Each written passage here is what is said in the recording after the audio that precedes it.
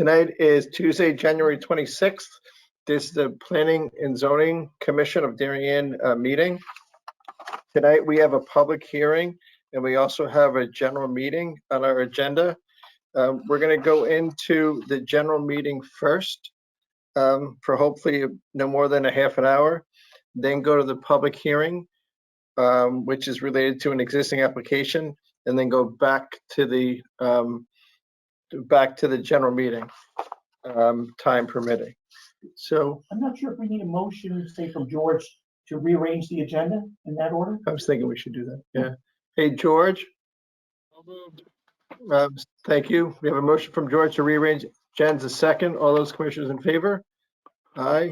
Yep. Great. Okay. Fantastic. Thank you, everybody. Again, welcome. Today's 26th Tuesday. It is about 7:35 p.m. We're in Town Hall on room 213, and also the meeting's virtual via GoToMeeting on the internet as per the governor's regulations. Tonight we have a general meeting and a public hearing. We're going to start with the general meeting first. The first item on our agenda is deliberations and possible decision on the following.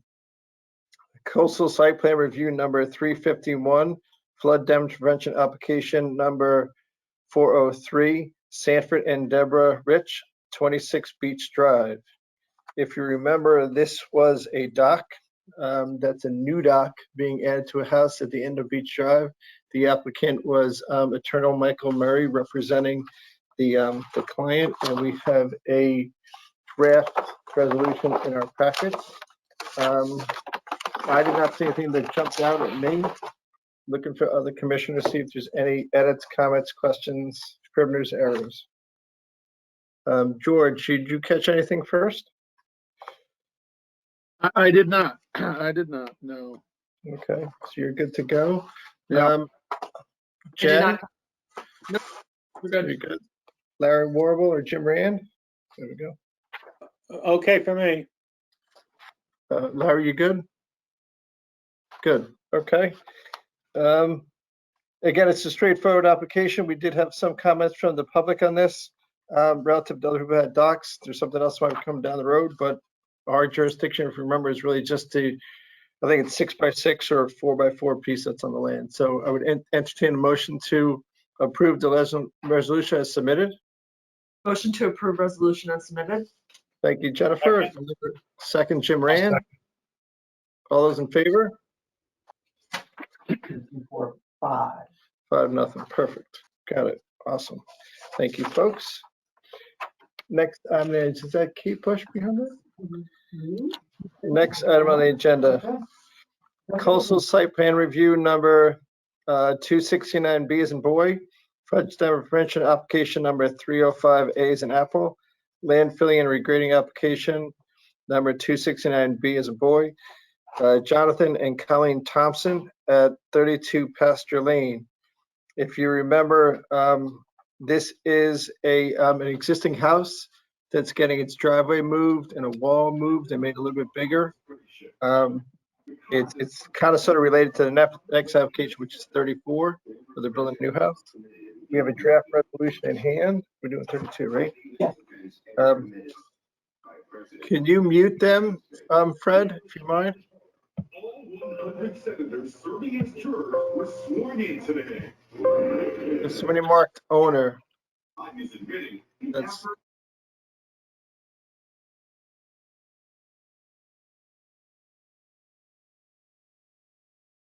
Steve, you'll need to unmute yourself.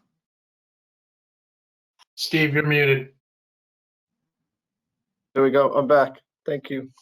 Okay. Draft resolution in hand. Looking for anyone that has any questions, comments, scrivener's errors, changes, and whatnot. Jen, you okay? Okay. Got it. Larry Warble or Jim Rand? Jim Rand's okay. Larry Warble's okay. And where did George go? There's George. George going. Okay.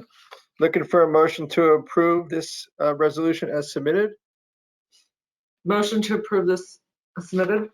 Great. Thank you, Jennifer. Looking for a second. I'll second. Very well. Thank you, Larry. All's in favor? Raise your hand. 5-0. 5-0. Fantastic. All right. Those guys get their new driveway. Next item, coastal site plan review number 353, land filling and regrading application number 492, 34 Pasture Lane LLC, the address at 34 Pasture Lane. This is, again, the house right next door. If you remember, this is basically a vacant lot. There was a house here a few years ago. There's a big boulder in front of the house. They're going to make into a park. It backs up to the water, and it's in conjunction with the other one. That's why they're doing it together. Looking at we have a draft resolution in hand. Looking for any questions, comments, scrivener's errors, changes, and whatnot. Let's go with Larry. Larry first. Anything? You good? Good. Larry's good. George Riley. You Good. okay? Jennifer Leahy. Okay. Okay. And Jim Rand. Good. Thank you, sir. Looking for a motion to approve as submitted. Jim Rand moved it and Jennifer seconded. All those in favor? George, Larry, Jim, Fantastic. Jennifer. Great. 5-0. Yep. All approved. Great. Thank you. Is somebody out there talking? Yeah. Okay, moving right along. The next one we have is land filling and regrading application number 491, Daniel and Jennifer Hagany at 6 Berry Lane. If you remember, this is the site basically at the end of the cul-de-sac on Berry Lane where the applicant's going to put in a pool and some related stuff, and also the fire pit next to the pool. It's a big site and they're putting in a nice pool. Looking for any questions, comments, changes, scrivener's errors to the existing resolution, draft resolution we have in hand. Any tracking pads? George Riley, anything special? I got a thumbs up from George Riley. Jim Rand. Thumbs up. Jim Rand's got a thumbs up. Jennifer Leahy's good. And Larry Warble. Thumbs up. Thumbs up. Fantastic. Looking for a motion to approve as submitted. I think it's Jennifer Leahy moved it. George Riley, you going to second it? George Riley seconds it. All's in favor? 5-0. Jeremy, your picture screen, you're looking at the top of your head. Got it? Great, wonderful. That's all set. Those are 4 resolutions. Okay. The next item, and then we're going to stop there. Is that right, Jeremy? We'll just take care of the minutes. You want to do the minutes? Yeah, that should be straightforward. Okay. The next item on the agenda, we're going to skip the deliberations, commissioners. And we're going to go right to the approval of minutes. Okay. We have minutes from January 5th, 2021. This is our first meeting of the year. We talked about the Beach Drive application. We talked about the Compass application that we closed. And then this is when David Genovese was in with his 2 stores that he moved for the other town for the construction. Then we have a draft resolution. Nothing jumped out the page of me. We also have the other draft resolution for the house on Long Neck Points. Okay, and then we had some chairman's report. Any questions, comments, scrivener's errors to the existing minutes or for the draft minutes we have? Larry, Jim Rand, you okay? Yep, George, Larry Warble, you okay? Jennifer's good, is shaking her head, and George Riley. Looking good, fantastic, thank you. Yeah, I'm looking for a motion to approve as submitted. Jim Rand, is that you moving it? Yep. Looking for a second? Like George Riley, did you second that? Yep. Yep, okay. All's in favor? 1, 2, 3, 4, 5. 5-0. Fantastic, all right. As written. Great. Yeah, doing a great job with those writing stuff. I like the old days. All right, what are we up to next? Approval of minutes? Okay, now that's it for now. Go to the post. What time we got? Quarter of. We did it faster than I thought. Okay. Where is Amy Suchins? Amy Suchins. Here I am. Okay. I'm coming on. Fantastic. Now I'd like to move this meeting to the public hearing portion of the meeting. You're okay. We're time. Okay, right, Amy? I am. Fantastic. Okay, here we go. Today we're going to have another public hearing on an existing application that we've seen a couple times. It's a continuation of public hearing regarding proposed amendments to the Darien Zoning Regulations, COZR number 4-2020, business site plan application number 128B as in boy, special permit application number 314, 711, Inc. At 306 Boston Post Road. Do you want me to read the whole thing? Or are we good? Nope. Okay, we already read it to the record a couple times. All right, before we get started, I just want to read a couple of notes, the way we're going to try to lay this thing out. Excuse me. This evening's public hearing on 711 will be in 3 parts. The first hour, we're going to do the first hour on traffic, and that should last about an hour. We're going to switch that to the end. So the first portion of the public hearing is going to be from Amy Suchins, who's the attorney for the applicant, giving a brief introduction. Then Amy is going to outline the changes to the building and site plan changes, including windows, signs, etc. Commissioners will be able to ask some questions on the site plan changes. Then after we go over the site plan, Amy will their applicant, Jason Adams from McMahon Associates. He worked on the new traffic study that we received that's dated on New Year's Eve, December 31st, 2020. And then Michael Galante is the peer reviewer for the town. He also submitted a document which is dated January 12th, 2021. Because we heard testimony to 5 prior public hearings, over 11 hours of testimony, we continue to encourage those willing to give input and feedback to send letters and our emails, which are taken the same as verbal testimony. Since we're limited on time tonight, we will only be hearing for 2 or 3, maybe 4 members of the public. This will allow us to get to the rest of the general meeting after this application is done. We need to say who's there. We not yet, right? Yeah, if you want to read the list of guests so far, or who we're likely to get to, hopefully going to get to. Okay. Mr. Tonight, people that we have list so far, I think Donate's been in contact with them.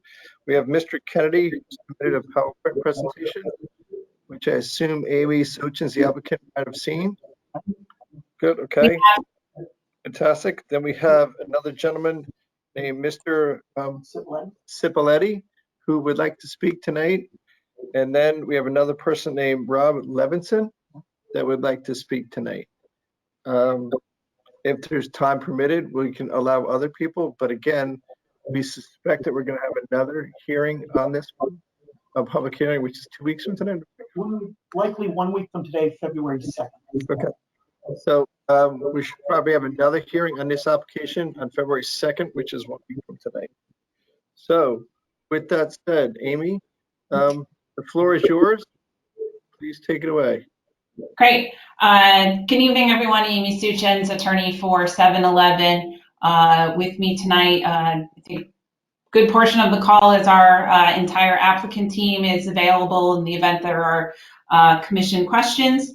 Just by way of recap, we were last in front of you on December 9th, which was mostly public comment, much of which was focused on traffic, which is, as you noted, Mr. Chairman, going to be the bulk of our presentation this evening to allow time for Mr. Adams and Mr. Galante to address the work that's been done in the intervening about 6 to 7 weeks to resolve the end of the peer review process, and then some of the questions that had come up there.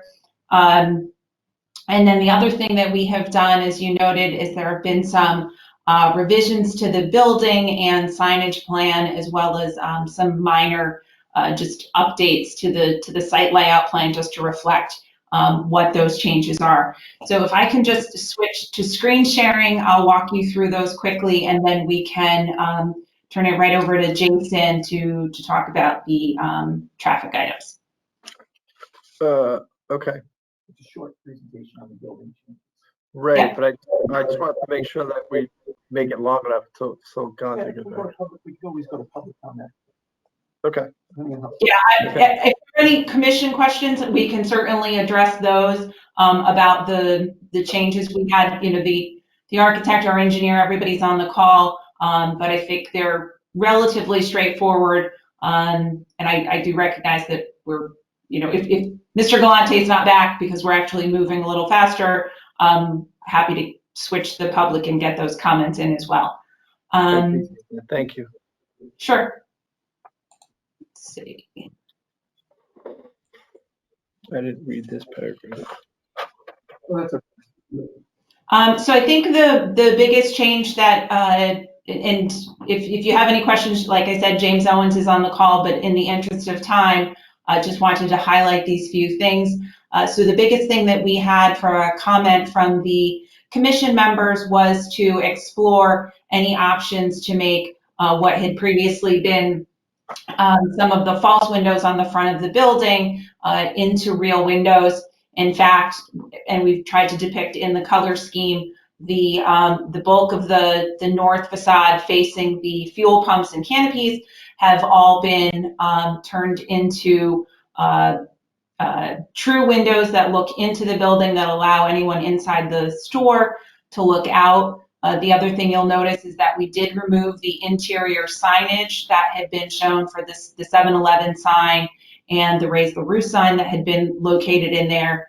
And then the other item is that, and I can pull up the floor plan if you're interested, but we had previously located the, right behind this window, the lottery lottery checker stand. That's been relocated inside the store. So there's good visibility. Mr. Mills is on the Amy, call. can Yeah, I interrupt 1 second?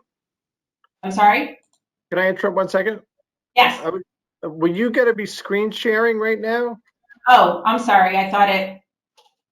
No, you just talked about the windows and a couple other changes you made to the elevations. It's not on our screen. Oh, sorry, it's telling me that it's on. It's telling me it's on yours. Sorry. Right? Yes, I was.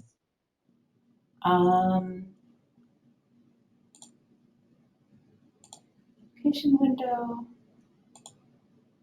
Let me try it this way and see what happens.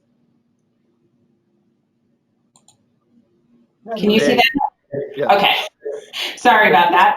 Just to make sure we're on the same page, Amy, we have a 2-page document, Yes, which is 2 pages from what you're showing there.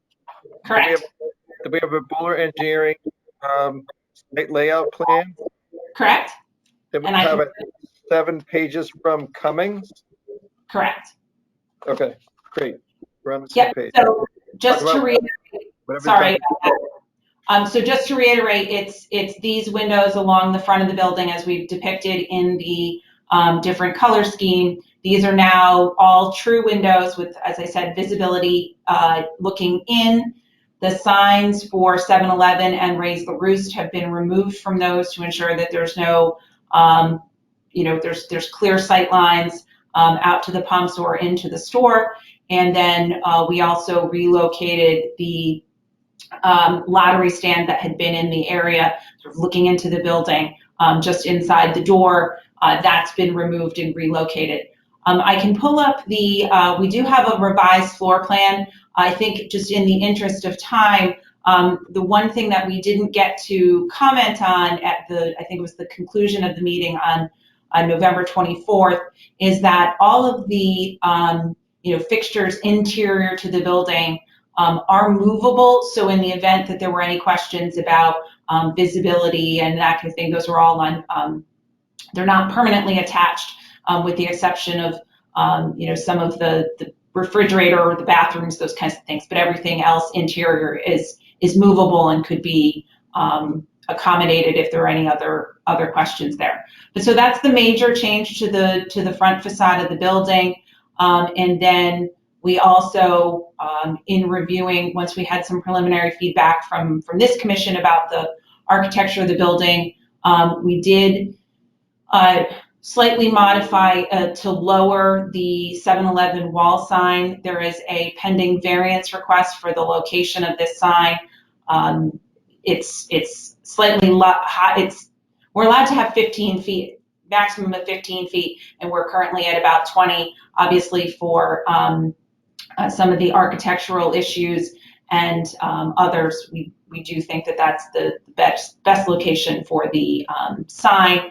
And then on the other elevations, we removed on an earlier elevation, and it's also shown on the site plan, there had previously been shown a ice machine on the exterior and also on the site plan that Bowler prepared. That's been removed because, as we had indicated in our operations memo, the ice sales would be exclusively interior to the building. So the only thing that's here on the facade is what was previously shown, some of the screened utility equipment, and then the propane. These are the CO2 containers for the tanks for the building inside.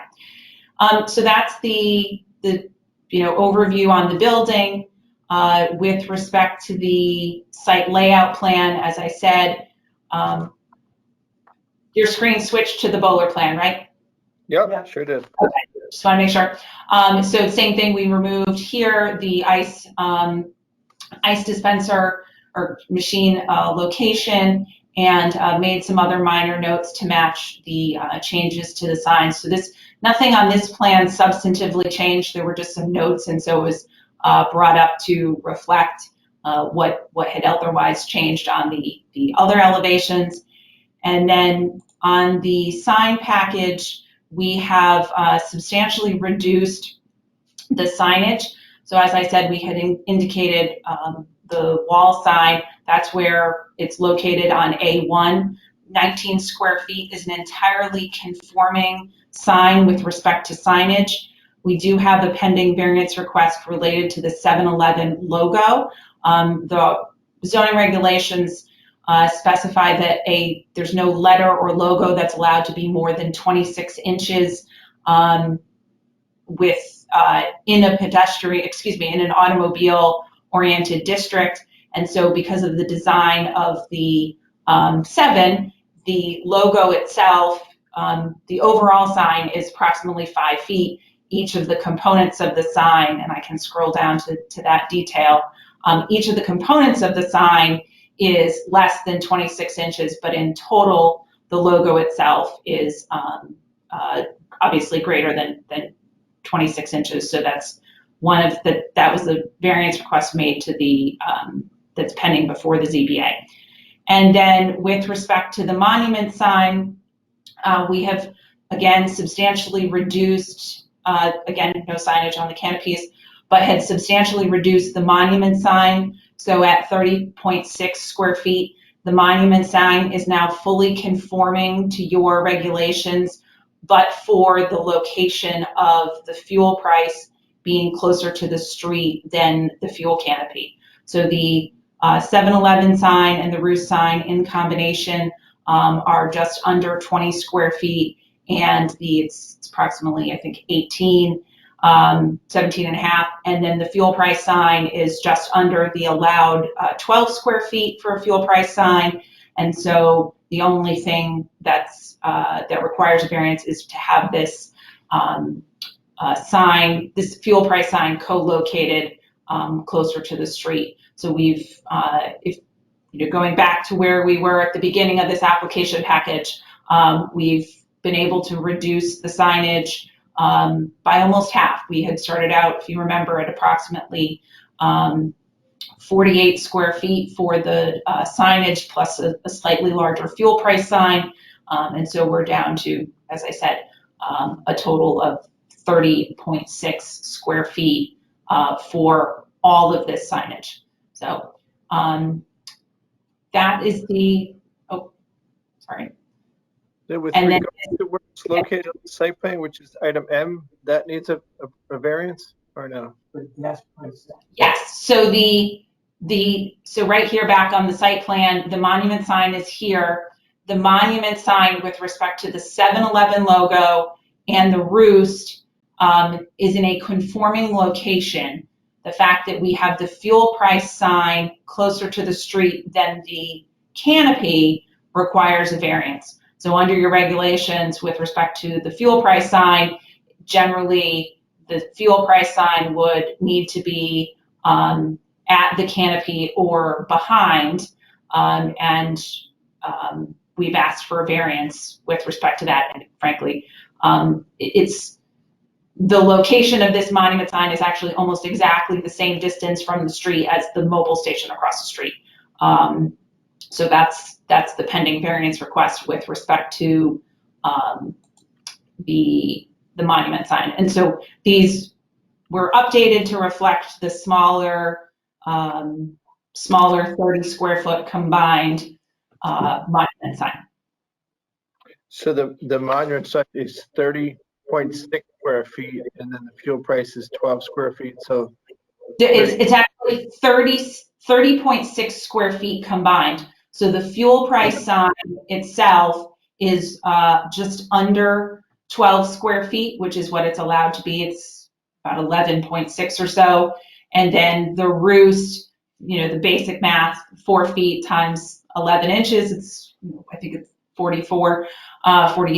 And then this is, rough math. If we just did the roost and the 7-Eleven are approximately 18 or 19 square feet. I actually have it in the ZBA file, which is not directly in front of me, but if you're interested, I can get the exact proportions for you. we're good. We're good.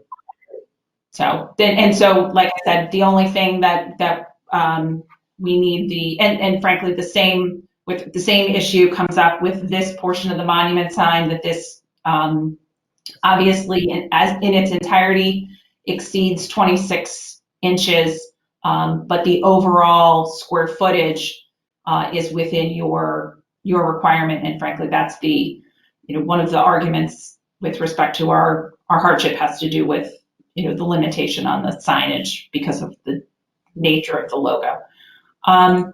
So just I want to make sure we're clear on this. I'm just doing quick math. If this sign is 7 feet 8 inches and it's 6 feet high, that's the 46 square feet we're talking about. So the base doesn't actually count toward the signage. We're limited. It's 7 8 across. It's 6 feet overall height, 2 feet of which is the base. So the sign itself Jeremy? is the calculation. Jeremy, the Okay. base doesn't count? Base does not count. Yep. All right. So I get the 30.6. I get your The same number. ZBA will be taking this up at their next meeting, which is Wednesday, February 10th. And we've had a number of hearings already, and they'll pick up both the issue of the sign variances as well as a gas station location report at their next meeting, February 10th. But at least Amy was able to, this evening, mention to you the changes in both the site plan, the floor plan, and a little bit of that background on the signage that she's going to the ZBA for. Got it. Are we commenting on this? Or ask? You're allowed to as soon as Amy's done.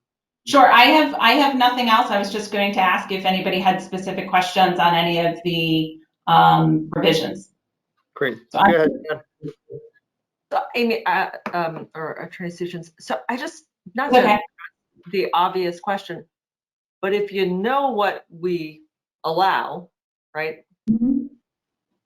Why didn't you just present that? Like you're asking for two different, two changes against our regs or variances. I don't, this is clearly a complicated, I don't understand why we I do marketing for myself, right? Why didn't you guys try to actually fit in the box when you have so many things that don't fit in the box? I'm not sure why. Can you tell me a little bit about that thought? Sure. I think that goes into the, reasons for the variance, but our position is that, frankly, the way your regulations are, were written, actually, let me switch back to the sign. The intent is to have, no portion of the sign, greater than 26 inches, because of the design of our logo.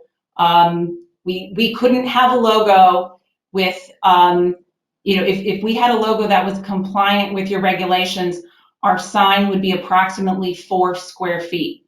So it would, reduce our permitted signage by, probably close to 80%.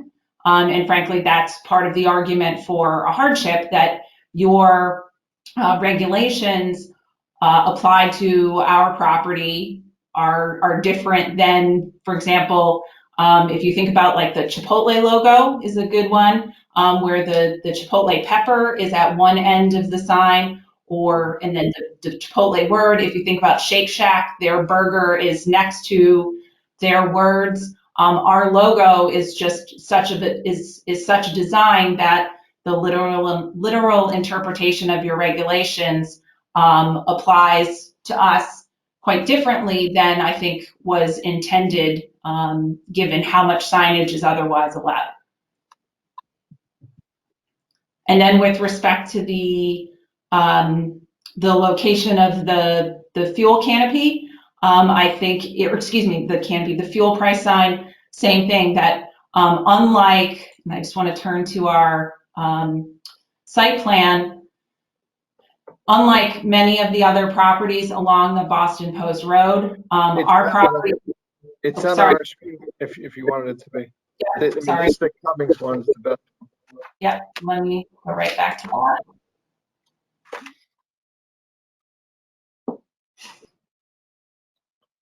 So with respect to our property, because we are directly adjacent to the Parkway entrance ramp, our property line, the rest, as you can see along the front, the long line and then the 2 dotted hatches is the property line.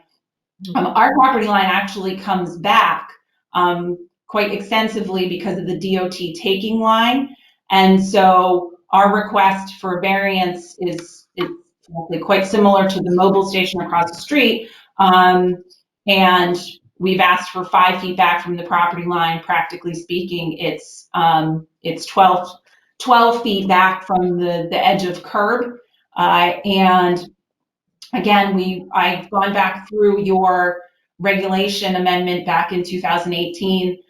This item appears to be a carryover from decades ago, and I think, frankly, the issue is that there was never any thought in 2018 when you amended your regulations about where would be an appropriate location for fuel prices, and the fact that that was just, a carryover, frankly, affects us differently too, because, the more typical situation is that you would have a fuel canopy, as we discussed earlier in the meeting, or in the hearing process, you'd have a fuel canopy generally located closer to the street in a building behind it.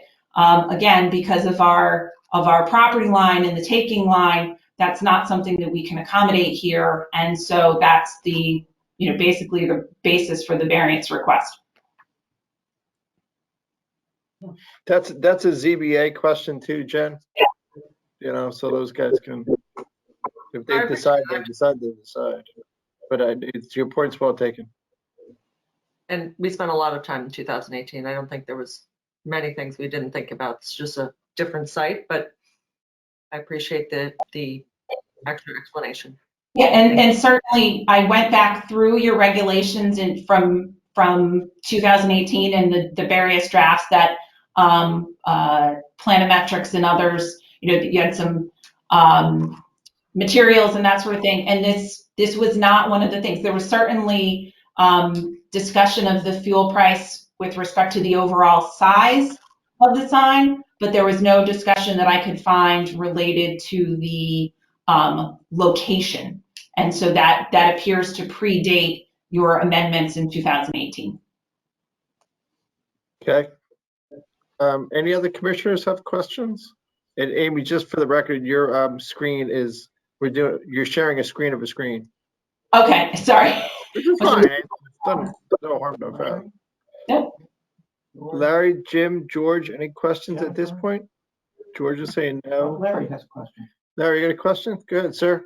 I think I understand what the applicant is saying about the logo, but I just want to make sure that I'm reading it right.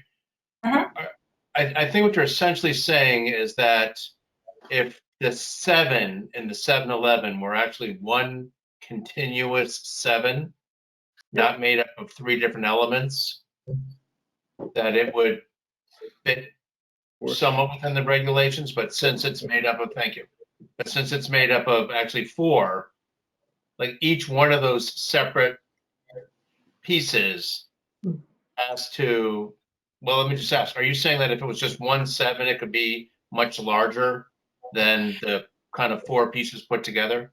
Actually, I think that's what you were saying. I just want to make it's sure. the opposite. So the interpretation that we've been given by the ZBA, by Mr. Woodside with respect to the signage, and confirmed by the rest of your staff, is that because the overall 7, so each piece of the 7 and the 11, because all of that exceeds 26 inches, we need a variance. No, that's not what Larry's Let saying. me ask it this way. 7-Eleven. If that was the jalapeno pepper for Chipotle, Yes. could it Then fit in there, or would it have to be, or would the jalapeno be much smaller? So what would happen is that the jalapeno could be 26 inches, and the rest of the Chipotle letters could be 26 inches. Or so theoretically, if we our issue is that we'd have to make the entire logo 26 inches, which in contrast to the word, for example, Chipotle being spelled out, you can actually 26-inch letters of Chipotle is visible, and you could have a sign, so using our property as an example, we are allowed to have approximately, excuse me, let me turn back to the sign package. So I think I understand what you're saying. Yeah.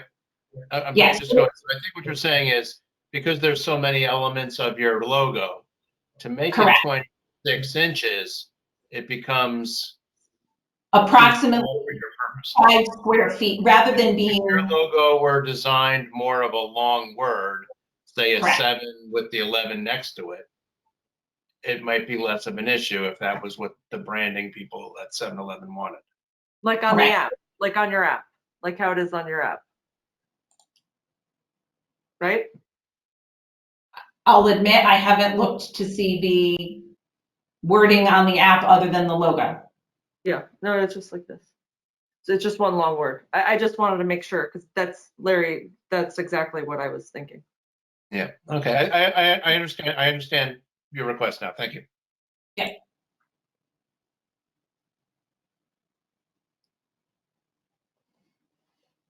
Can I ask a question? No, it's not public comment yet, sir. I don't know who said that, but not yet. Okay. Okay, there's no more questions on the logo. You're okay? You're okay for now, Amy? Yep, if there's anything else about the building changes or anything else, we're happy to answer those. I was just trying to scan to see if Mike Galante had joined, but. Okay. I just wanted to, on the building windows, on your front elevation, which is, I'm on this one, which is 2 of 12. The building all the way to the right is still blacked out. It says provided blacked out of film, right? Going all the way Yeah. to the right. That's where the bathrooms are. And then Correct. the three windows in the front of the building, which is under the sign, that's Correct. the one above that, those 3 windows are blacked out. Correct. So as you noted, right, the 3 windows on under the signage on the west elevation facing the post road remain blacked out because those are back of house. It's like you said, the bathroom is in this corner. So this window on the canopy side and the first window on the post road side are in the bathroom area. And then there's other back of house area behind these two windows. So that side is all of that. But we were able to make these last two windows on the canopy side full true windows, which provides certainly more even more visibility out, which is what you guys had requested. Correct. So that side's the only side that has real windows that everybody can see through. Okay, got it. Anything else on this thing? No, there's no change there. No changes to this, and no changes to that. Okay, that's fine. So that's it with the site permit. Then next up, we have you would be traffic, right? Yes. So you want to go to the general public on this? Amy, do you ask her? Okay, Amy. Yeah. We're still kind of sort of waiting for Galante, so I don't want Jason Adams to speak while Galante's not here. Mhm. So do you want to go to is it okay if we go to the general public now? Right, that's unless there were other commission questions or any issues. My only other question sort of for tonight was if there were any other things that any of the commission members had as outstanding. Now that everybody had a chance to take a break and come back to this, if there were any other questions that they had for members of our team or revisions, et cetera, that we should take into consideration. The only questions that I personally have are related to traffic and loading and parking, but I'd rather listen to Jason before I ask any of those questions. I'm fine with the site plan and your building design. Okay, great. I mean, I understand exactly what you're putting forth and whatnot. Okay. Okay. So I just want to make sure that we're all on the same page. So we'll go to the general public. Okay. So Fred, I'd like to open up to the general public, and if we could follow Mr. Kennedy first, right? Okay. Follow your batting order, so to speak. So the first person I have is Mr. Kennedy, who's a gentleman that submitted a PowerPoint presentation. Is he here, do you think? He's there. Yeah, Michael Kennedy here. Fantastic. Is that good? Okay. Good. Mr. Kennedy, welcome. This is the public comment section for this piece of the application. So if you wanted to go ahead, please take the floor. Thank you. Great, thank you. Thank you for your time. Can everyone see my screen? Yes, we can. Great. So my name is Michael Kennedy. I'll jump right in, keep this as short as I can to give you information first about me and some public comments about the considerations for the 7-Eleven. So first, a little bit about me. So I have a Bachelor of Science in Industrial Engineering. I've 27 years experience in data analytics. I've been a resident of Darien since 2002, family of 5. So that's a little bit about me. Are you a licensed engineer, sir? I am not. I do not have my that's PE. That's fine. Good question. So happy to keep going. Go ahead. All right. So right. So my experiences in data and analytics, and that's where my focus has been. I'm going to cover 3 areas: the weekend traffic, and I'll talk about where I got my data. The primary source. I didn't do any data collection myself. It all came from published DOT studies, primarily for the rest areas. If you remember, in 2008, there was a study published for the rest area renovation, and it included a lot of interesting, relevant information to consideration. And a lot of what I present, it's not engineering experience, it's more just, correlations. Safety is the next one, and then other considerations. Okay. Yep.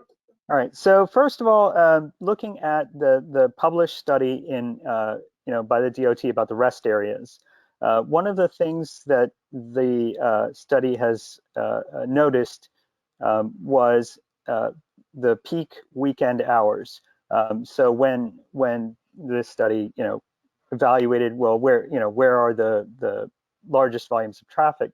They're actually Darien in the daily, and then in particular the weekend shows 30% increase, or 33% higher daily, and 40% during a peak hour on the weekends.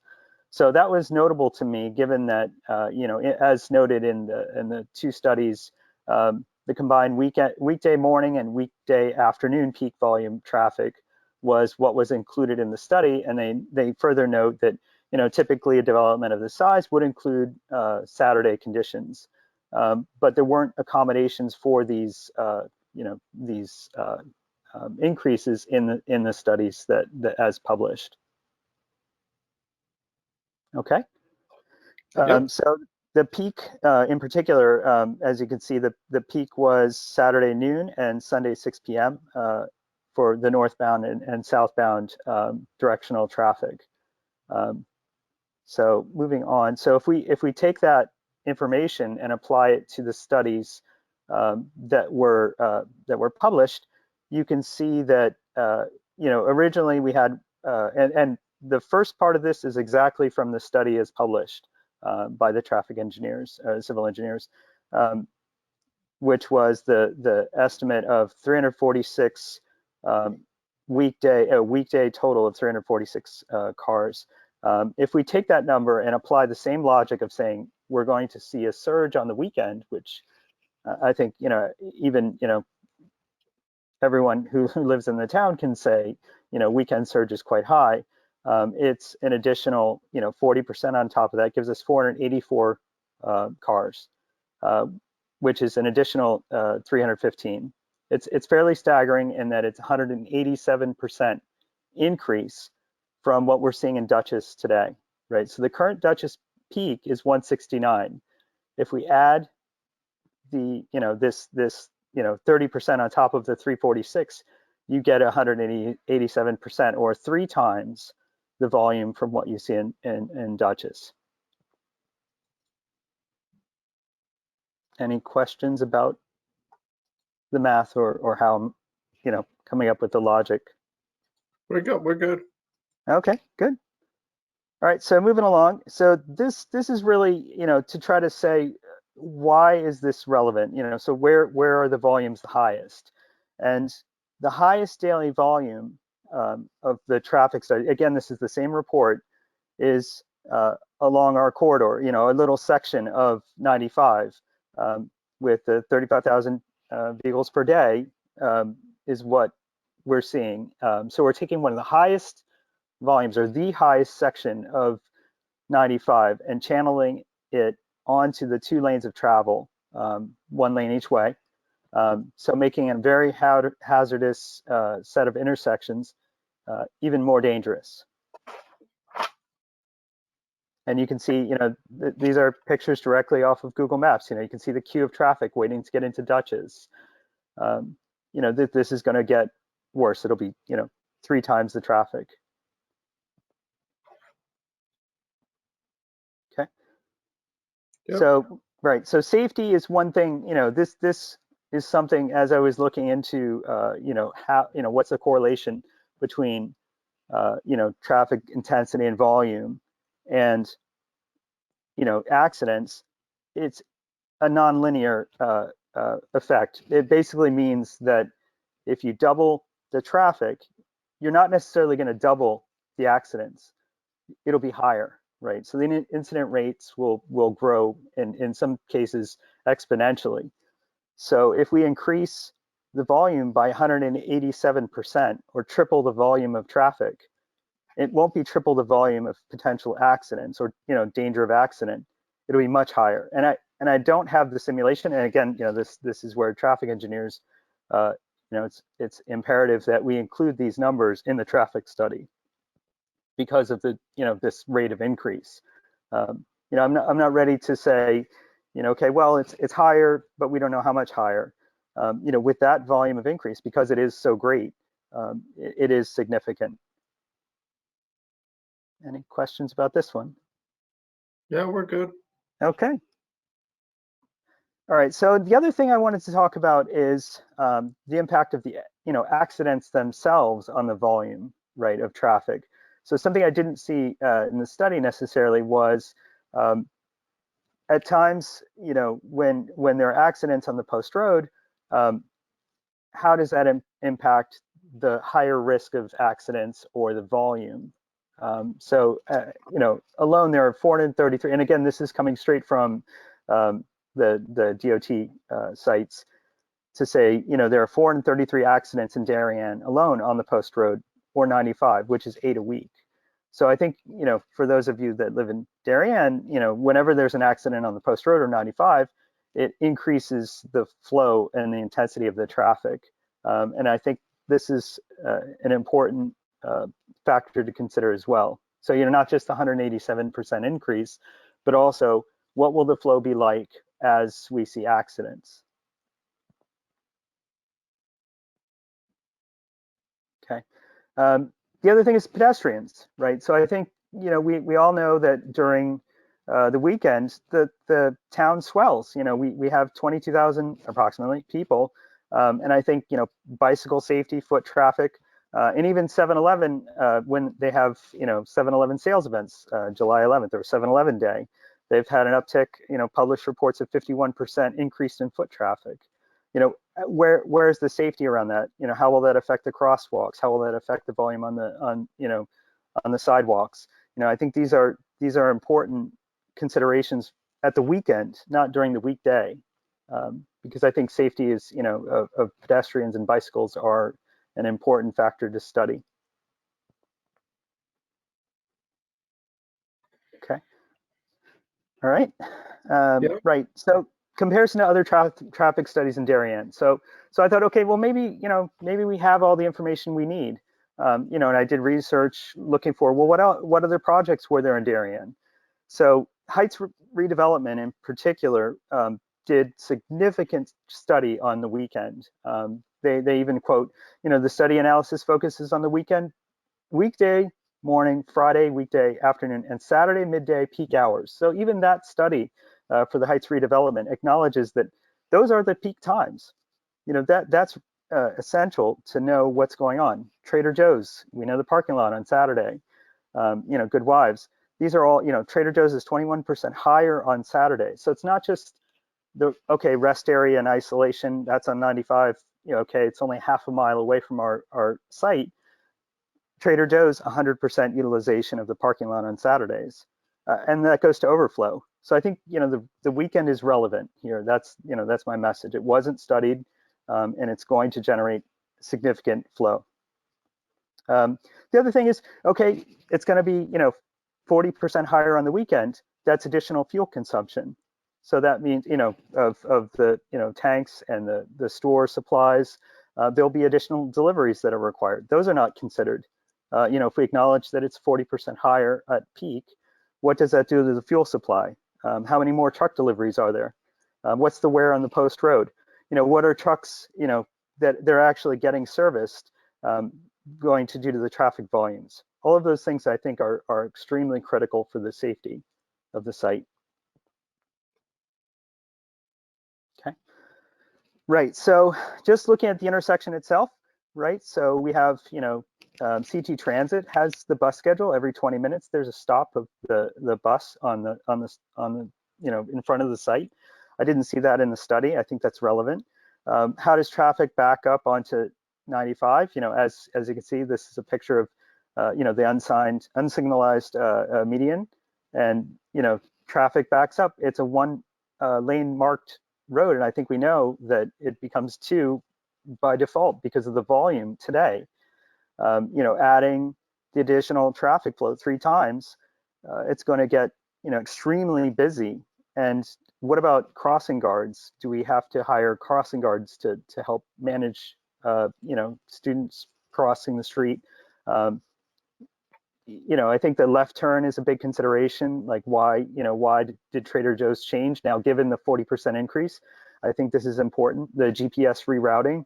I think all of those are important things to study. Sorry, my phone is ringing. I apologize. Remote world. So my conclusion, you know, I don't see that this is a safe site. And I think acknowledging that post-COVID, we don't know what's going to happen. And I think, you know, looking at the idea that, you know, people, as Governor Lamont points out, the commuter 5 days a week is going to change. You know, highways are crowded and we haven't opened yet. And I feel that, you know, we have to think of this study, if you're not including weekends in the study, it would be the equivalent of doing a COVID study without including people over 60 years old, right? That's the same level of, you're not including the most relevant data in safety to your study. The same with, you know, if you're doing accident studies without including people who are exceeding the speed limit. You know, these are really very relevant and a magnitude of importance numbers that need to be included.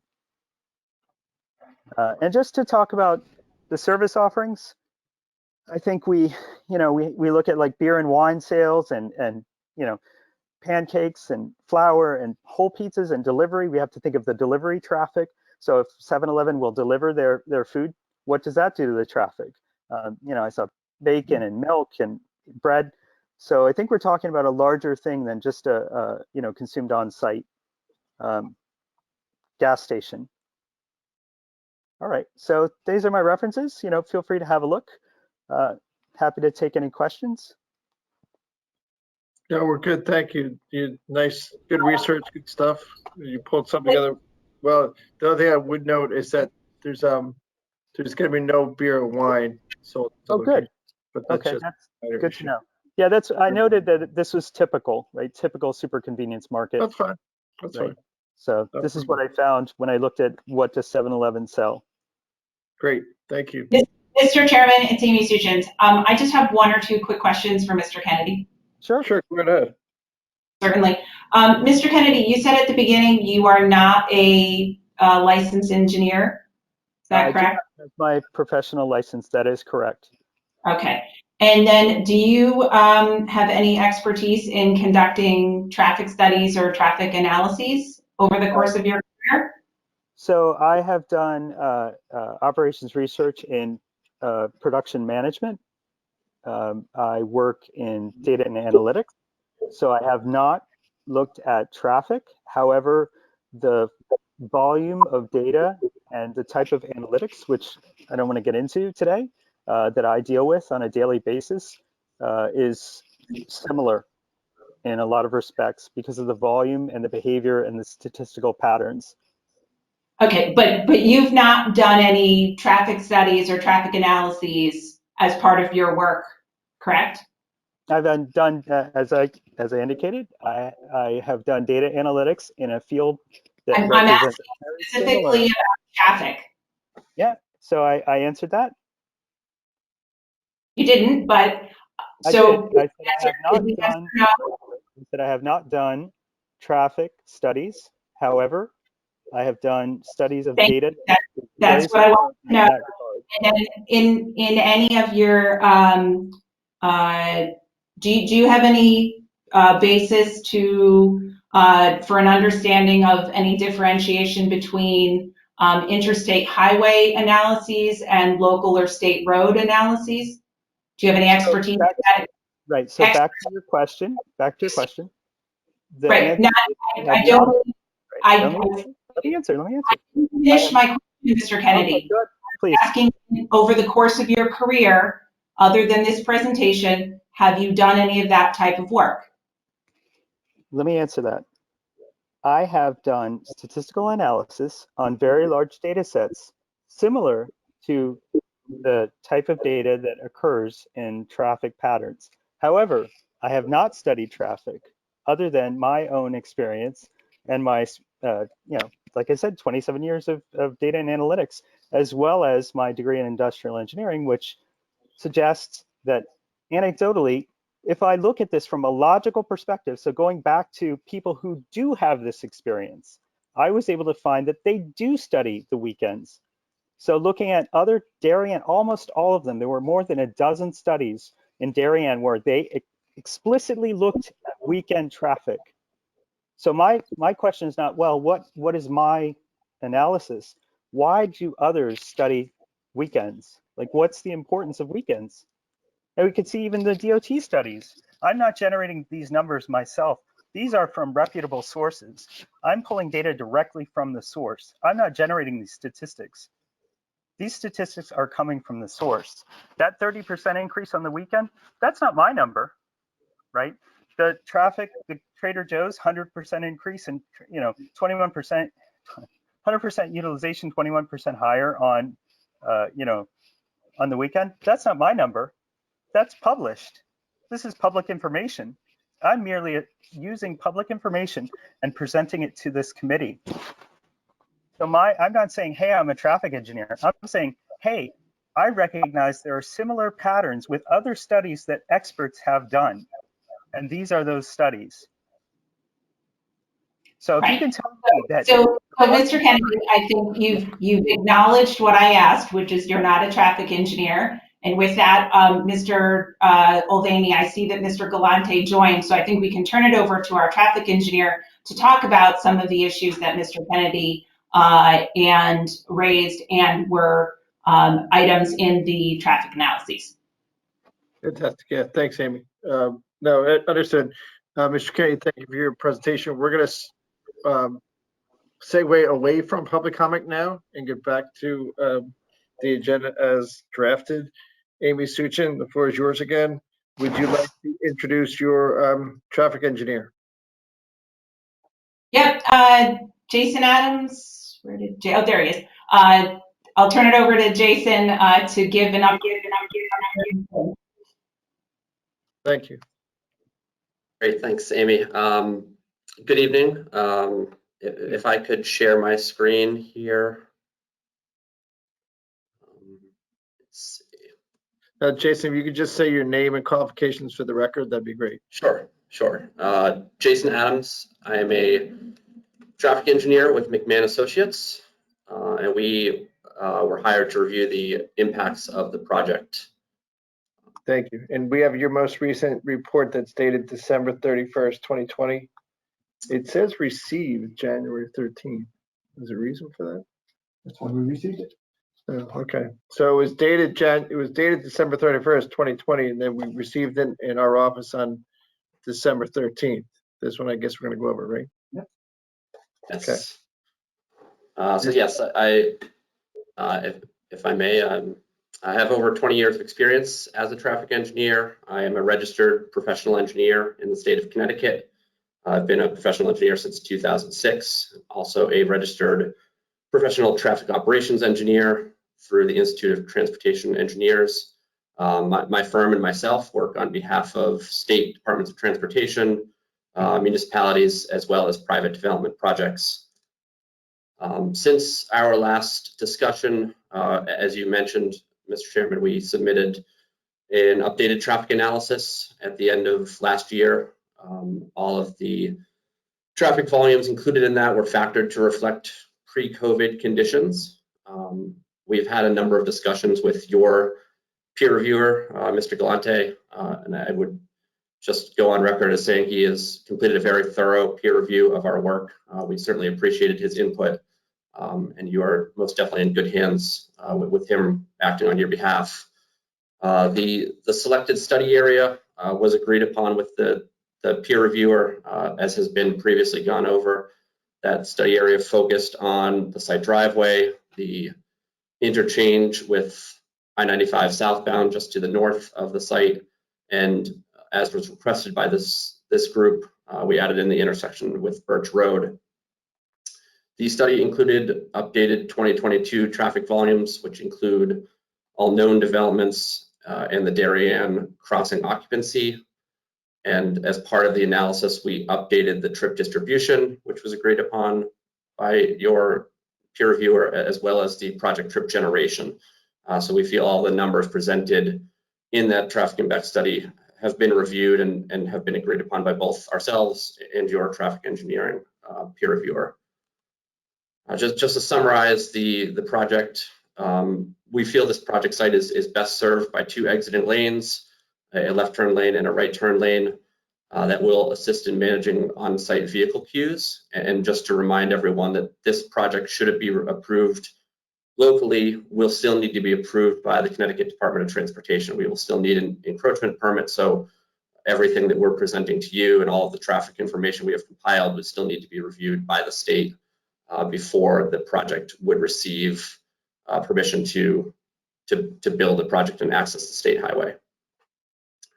From your town peer reviewer, they do note that based on their previous comments and discussions with Connecticut DOT, it continues to be their opinion that the left turn movement should be permitted out of the subject property under a future condition. And our analysis shows that the project can be reasonably accommodated by surrounding roadways and intersections. This is pertaining to some of the conversation we were just having. The topic of the weekend came up at our zoning board hearing last week as well. I know that some data was presented by a member of the public. I would just like to point out that what we do to determine the number of vehicle trips comes from a publication by the Institute of Transportation Engineers. It's what we use in our traffic analysis. It's what has been approved by your peer reviewer. The land use for this 7-Eleven and the components of the project site are shown to generate 46 fewer trips during the weekday morning peak hour and only 14 more trips during the weekday afternoon peak hour. So that the numbers that were just presented publicly tied to a rest area that has completely different traffic patterns than a local gas station, that data set was not represented properly as we would represent it as traffic engineers. Also of note is that the Duchess generates more vehicle trips during the Saturday peak hour, 61 more vehicle trips than the AM peak hour and 74 more vehicle trips during the PM peak hour. So Saturday, when you combine that, actually has fewer additional trips to the project site during the Saturday than AM or PM, which is why our study, one of the reasons why our study focuses on the weekday morning and weekday afternoon commuter peaks, is that the difference between the Duchess and the 7-Eleven is actually fewer trips during Saturday than during those other two peak periods. Also of note, there isn't available Saturday data in the area.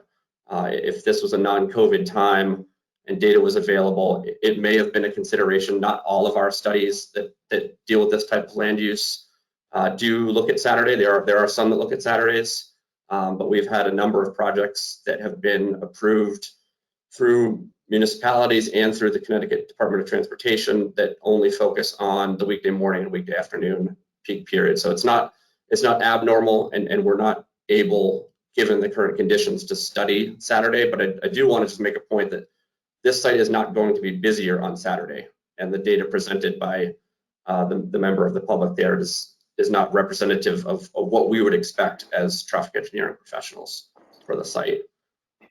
Jason, can I jump in with a quick question? Absolutely. Just a definition. Since I'm not a traffic engineer, what is the generation of trip? Is a trip just someone going in and out of the driveway? Is it someone coming off the highway going in, or no? These are people at the driveway itself. So some of these are just a vehicle that's already traveling past the site on Post Road that would travel into the site and then exit the site. So when I say 46 fewer trips, that's essentially 23 vehicles turning into the site and 23 vehicles turning out of the site. So you could think of it as 23 vehicles, but we define them as trips because we're looking specifically at the driveway movements. So trip is just focused on the driveway, not traffic at the exit, not traffic coming down Birch Road, not none of the other like intersections, if you will. It's just the intersection right then and there. For the purpose of some of the others.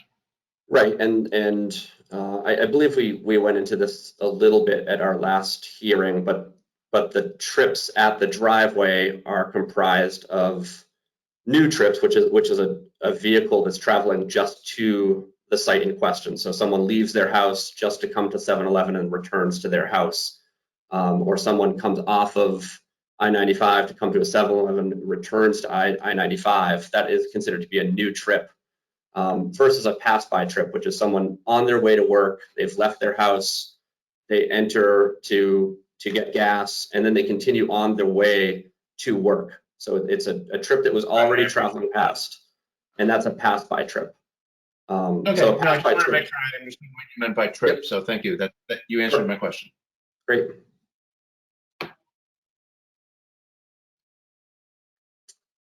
With that, I can turn it over to the board for questions, or if you'd like Mr. Galante to speak.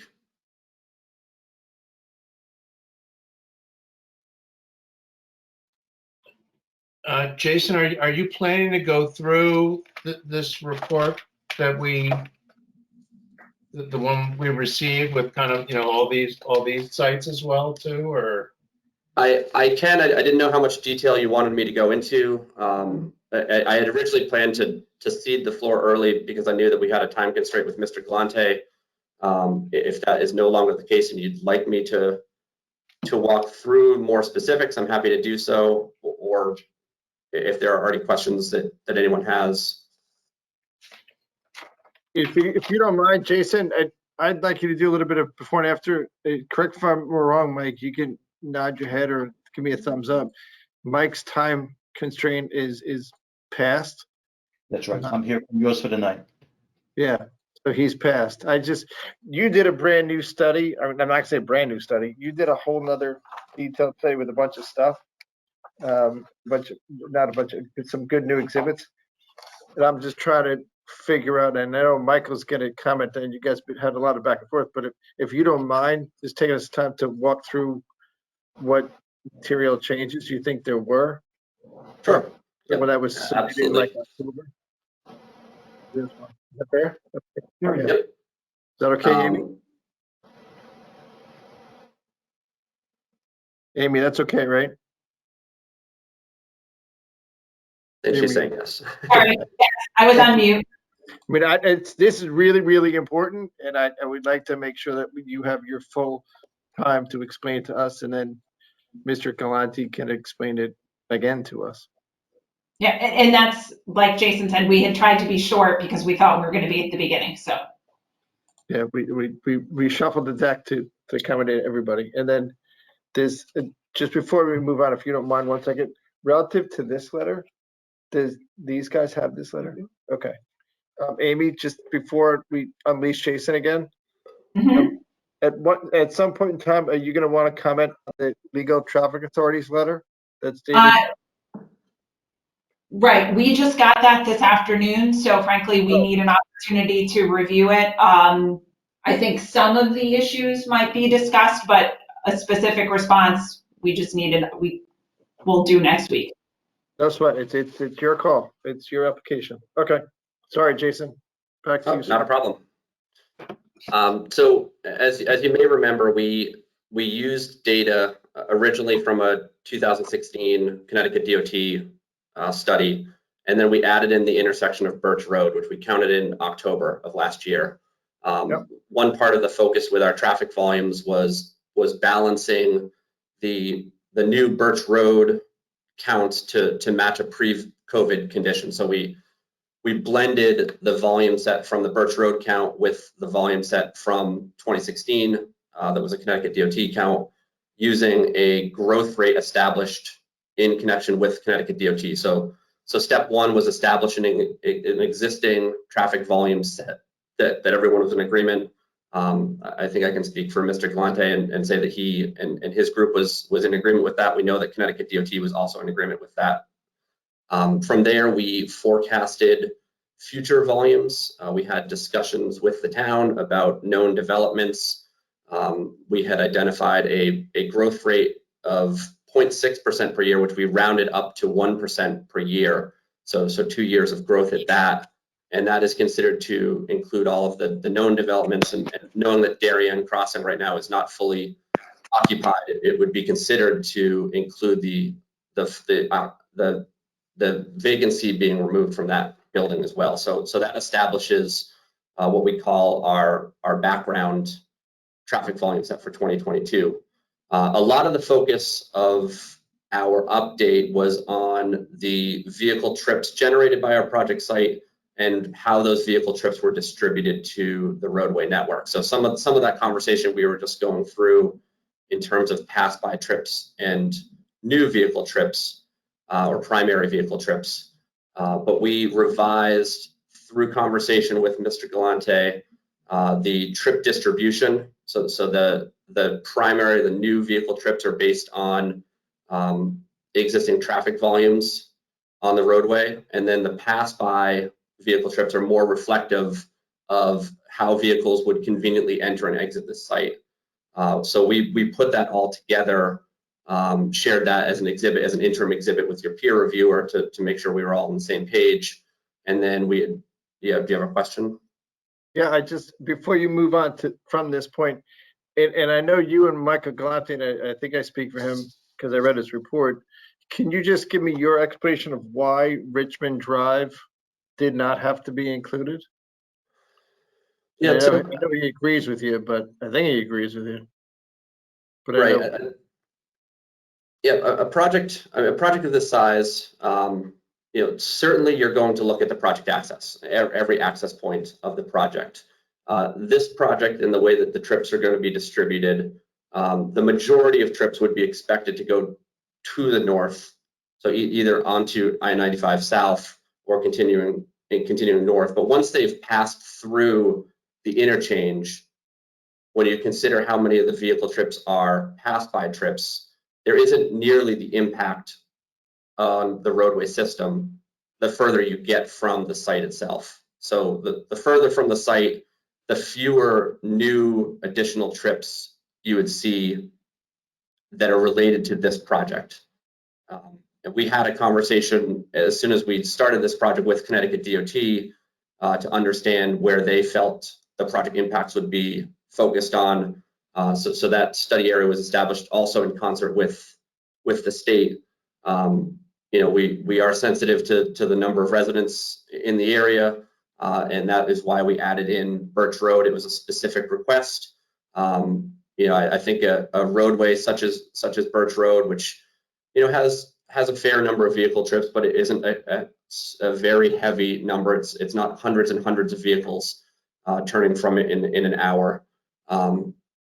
It's on the border of like, would you or would you not include that? And we had not included it in our first study, as you remember. Connecticut DOT didn't feel as though that was a necessary piece, but we did want to speak to that, knowing that there were concerns raised here during public discussion. But at some point, you really want to just focus on the intersections that are impacted by the project and not just be looking at any specific intersection that someone might ask about. Okay. So Jason, I just have a question about one of your inputs. Yes. In terms of what you expect, what the experience 7-Eleven has with a project of this size and scope, like where do you get the data from that? Because I think at several times we've been told in these presentations that this is kind of a new concept from 7-Eleven. So the idea, and it seems to have been a pretty successful new concept in a couple other places. So so where do you get the data for, the number of people that are, going to be up in New Canaan and go, I want to go to 7-Eleven today because those guys are going to come down Birch Road, right? That's the shortest way to get to 7-Eleven from New Canaan. Or, we've had discussions back and forth about coming off the highway and things like that. So it seems this is from what I've heard, if I've heard it correctly, that 7-Eleven doesn't have a lot of experience with this particular setup of having a convenience store and gas pumps and a specialty food store. So when you are using the inputs of how many trips or how many people are going to go there, where do you get that data? Yeah, so it's a great question, and I think it's important to kind of understand how the study is built up. So I appreciate you bringing that up. The data, the number of trips that we are projecting to be generated by this site comes from the Institute of Transportation Engineers. That is a nationwide publication that sources data from similar types of land use. So even if 7-Eleven may not have built many of this type of development in the state of Connecticut, there are other developments similar to this in surrounding areas, or perhaps 7-Eleven in other parts of the country. And the Institute of Transportation Engineers aggregates all of that data from studies nationwide, and they group them into appropriately sized land uses. So in this case, this land use is considered to be a super convenience store with gas station. So that's how Institute of Transportation Engineers defines this land use.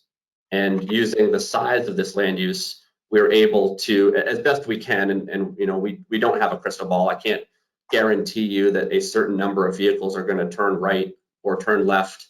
But to the best of our engineering ability, we project out that number of vehicle trips so that we have a total number of trips to and from the site.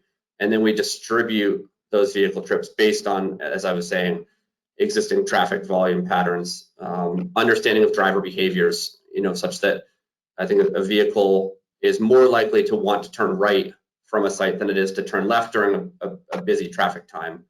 So there's going to be some influences on, you know, this site is likely to grab more vehicles turning right in and right out than it is turning left in and left out during these peak times. You would just go to a different gas station instead of turning left in and turning left out. So there's a lot of different components to it, but it is all taken from similar land uses around the country. And again, while 7-Eleven may not have many of this particular prototype in the area, there are a number of similarly sized sites, you know, in Connecticut and surrounding New England states that feature a convenience store of approximately the size, the number of fueling positions that we see here that offer some type of food service. It's become a fairly common combination of uses that we have seen, and so there is data. We feel confident about the data.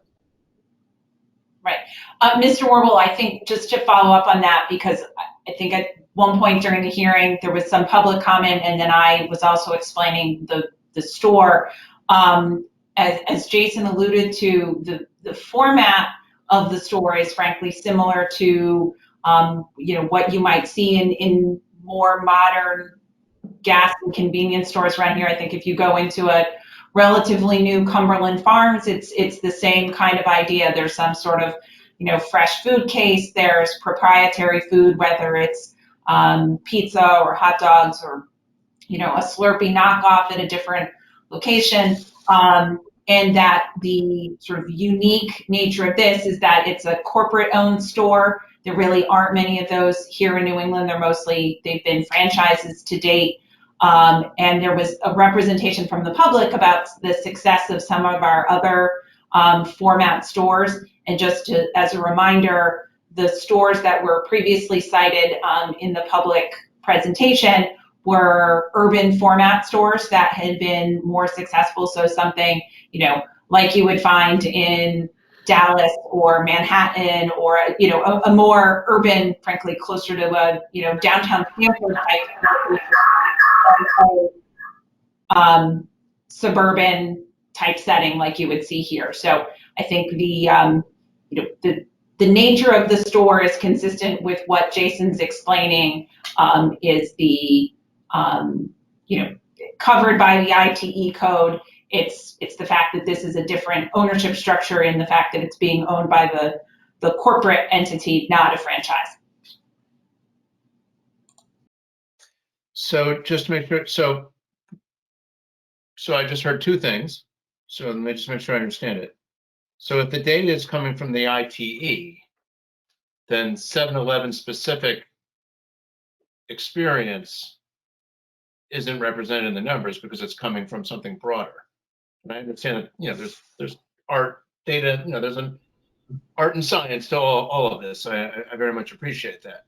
I'm just trying, I'm really trying to get my arms around how much confidence I have in your inputs. And yeah, I if it's being new, and you know, because something that says, hey, these are the same stores all over the nation, you know what? we have a pretty unique set of roadways here that I don't think are represented all around the nation. So I'm really trying to find out, how granular your input is on, I mean, imagine I think 7-Eleven would probably say, hey, we do a lot better than Cumberland Farms in getting people into our stores and things like that. But if the data is just going by the generic, what the stores are for everybody who has a similar kind of a store, then, I can't, I'm not an expert on this. I'm just kind of taking what I consider to be more of just a common sense approach of, how much, value can I put in the inputs that you have here?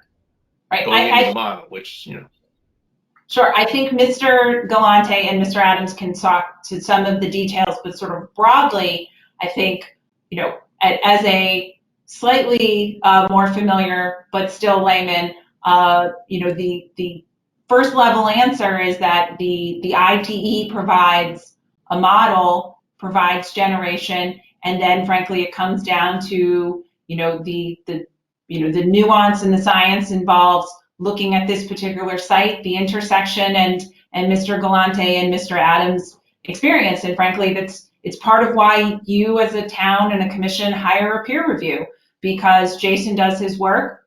You have Mr. Galante, who has a great deal of experience and reviews that work and goes through the process and says, right, here's been my experience, and you are, you can evaluate that. And I think particularly when you get into the issue of, how do you adjust for, a number that might, involve a store in Texas and all of that aggregation, I think that's exactly where Mr. Galante and Mr. Adams' experience in New England and having done this both for well over 20 years can give you, that expertise. And like I said, it's inherent in the peer review process to give you a better understanding of what that is. But beyond that, I will let them talk to the exact specifics of how they do that. all right, thank you. So Steve, can I just interject for a second? I want to make sure that you're on the same page. I'm still confused because when I look through, when I look through Mr. Galante's work, it's just not like they're not lining up, right? So I guess I'm a little bit confused on why we're still, like his is that there's significant increase in site traffic, but then we're being told there's not. You know what I mean? Does anyone else? Michael talked to his in a minute as soon as we unleash him. I just want to make sure. I got a couple more questions from Jason, but I know Mike could definitely explain him. Are you okay? Are you on a roll, Jason? Can I ask you a couple of questions? Oh, go right ahead. Yeah, I just want to make sure I'm reading your report right. Specifically, if I look at figure 2 in your report, figure 4 in your report, and then figure 13. I did this before the last go around, and now it's kind of a new set of data. Yep. So I just want to make sure I'm reading this right. Sure. If I go from 2 to 4, that's 2020 existing weekday morning, and then it goes 4 is 22 background weekday morning. I don't know what background, but it says is 2 and 4 just increasing it for inflation, basically? Correct. Yes. Okay. So yeah, that background is the volume set without our project. So it's just nothing else changes, but it's 2 years in the future. Right. And you said that I think you were using and I'm going to call it inflation, which is not true. Inflation is going to be money, but I think you were increasing it by 0.6% and you rounded up to 1%. Right. It was data indicated 0.6% per year, but we rounded up to 1% per year. So a little over 2% total. It's compounded. Got it. So that's the difference in the volume set. Okay. So now it's specifically on Birch Road, and I'm just picking one to make sure I'm reading this right. In 2020, left turns out of Birch Road are 32. Right turns out of Birch Road are 53. Okay, that's figure 2. Then I move it 2 years forward to 2022. Left turns out of Birch Road are 33, and right turns are 55. So Correct. for inflation, in 2 years, I get 1 more turn going left and 2 more turns going right. Correct. Okay, great. All right, we're on the same page. Now I'm going to go from 2020 figure 4 to figure 13. Okay. Now this is, and correct if I'm wrong, this is before and after 7-Eleven. Figure 13 includes 7-Eleven. Okay, so now in 2022, without 7-Eleven, I got 33 lefts and 55 rights. When 7-Eleven comes in, I get 37 lefts, which is an increase of 4 cars.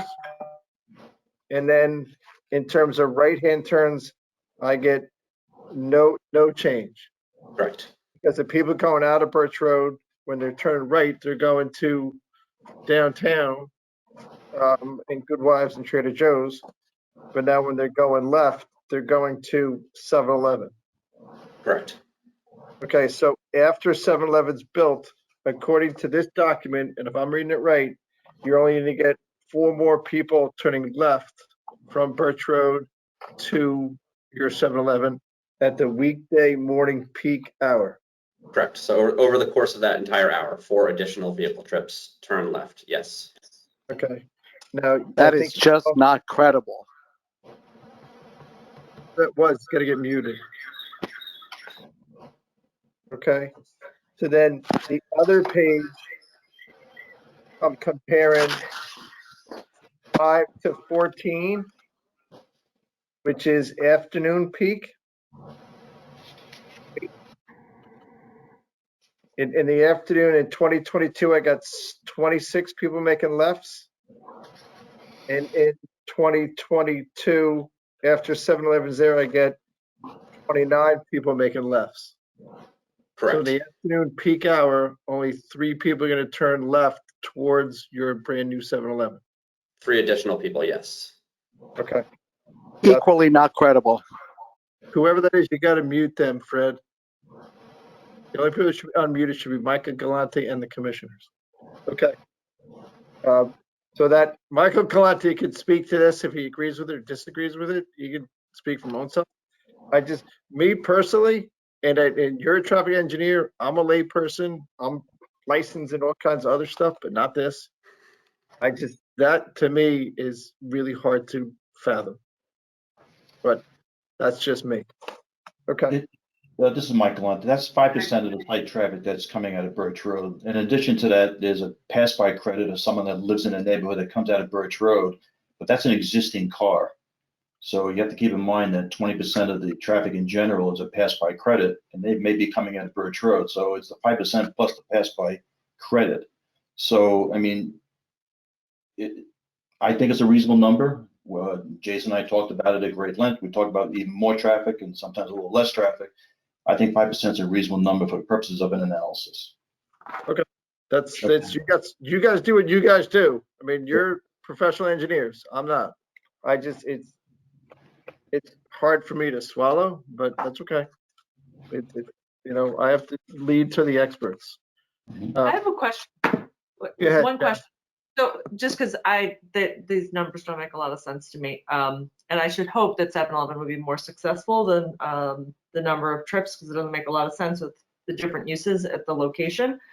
But 7-Eleven itself has data on how many visits they have per location, right? So how is that, like, how are we overlaying that? Because that's what I'm like, these don't make a lot of sense to me. 7-Eleven has data. There's a lot of talk of how many people use it. I've downloaded the app. That's where I get a little confused, because those don't add up, right? The amount of visitors. So how do you use that data?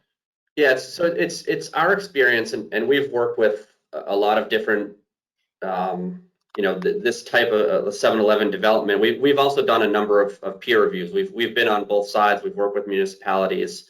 It's been our experience that a lot of the end users, so 7-Eleven, they don't particularly count the number of vehicles that come in and onto their site, right? Like they're concerned perhaps with fuel sales or in-store sales, and they're trying to drive up their revenue, right? That's, as a business, that's their objective.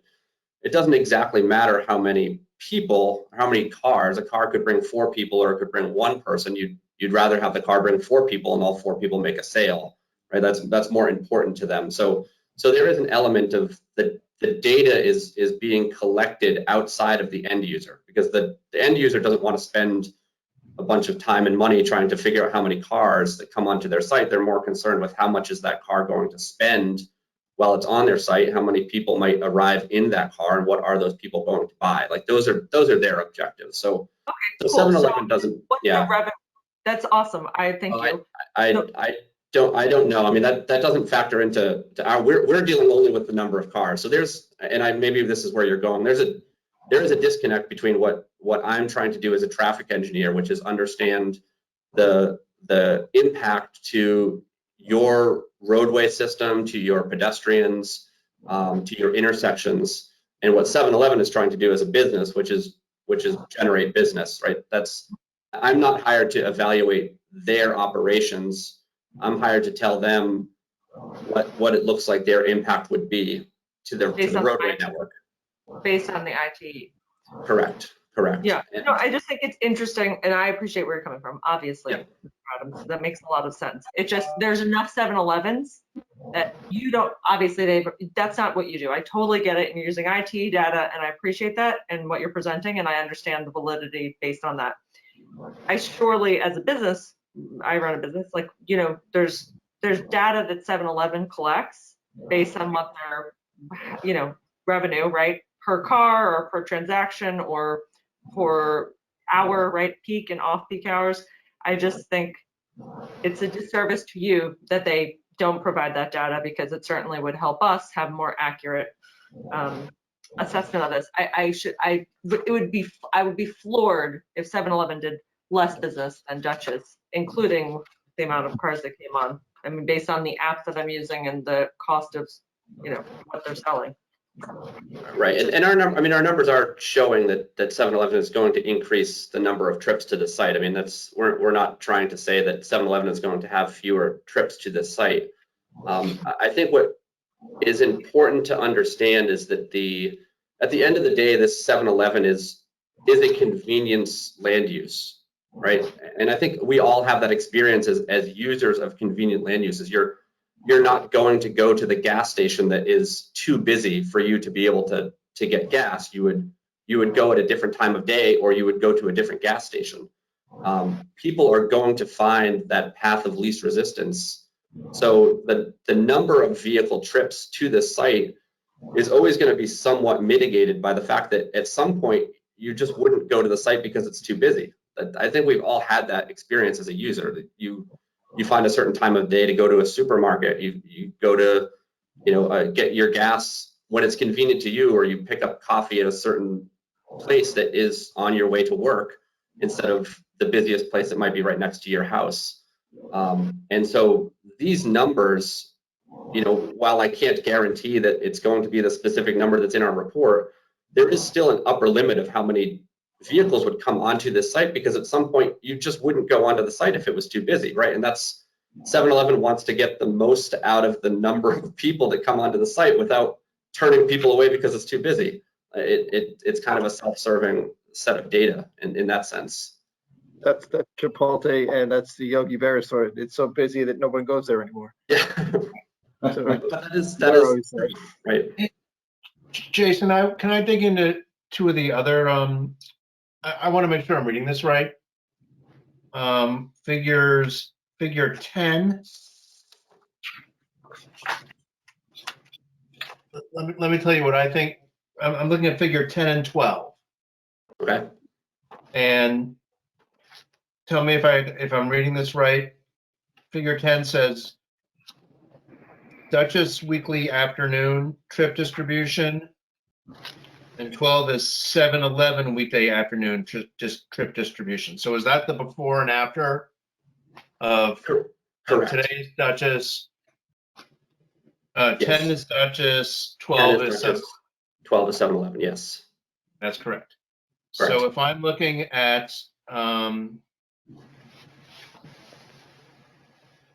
there were two that caught my eye. So if I'm looking at the intersection, which is the from the I-95 off ramp, which I understand has two circles. So if I look at the first circle, we're currently with Duchess with 15 cars exiting.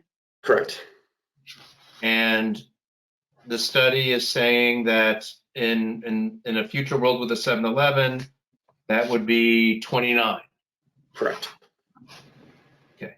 And then with the next intersection, it's currently 15. And that will go to 29. Correct. 15, Yes. turning left. Correct. Turning left on Route 1. Okay.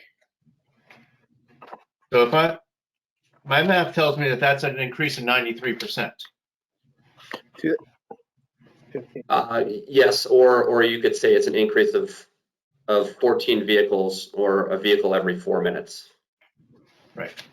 I mean, dealing with percentages on small numbers kind of scares me as an engineer because it jumps up quickly, and I think it's more important to put it in the context of an additional vehicle every 4 minutes. But you're also talking to people who live in, and I personally get off that exit all the time, and that is a brutal exit to get off. There's frequently a police car sitting right there because I think they believe it's dangerous. And I get that it's small numbers, but there's only room for 2 cars at a time in between there. So small numbers matter, in my opinion.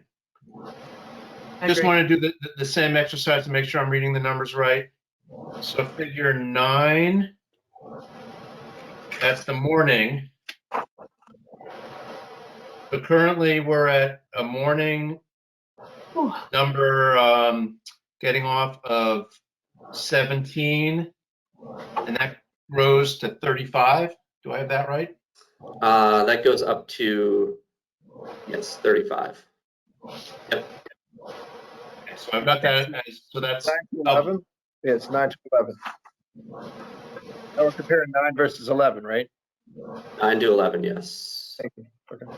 Yeah, and it figures 9/11. Okay, so I ran that at 106%. And then the next one for the left, we're going from 17 to 29. Do I have that right? 17 to 35 as well. It's the 17 to 35, same number, same vehicles. Like, yes. Okay, so 17 to 35, which I'd have to punch the numbers, but that's a pretty.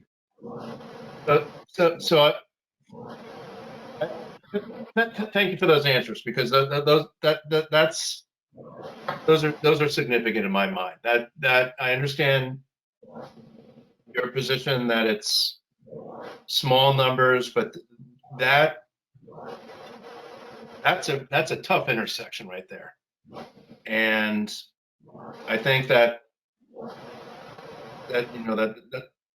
a tough intersection, and I think that's a pretty significant increase in number of traffic right there. And I wanted to make sure I understood the numbers correctly. So thank you.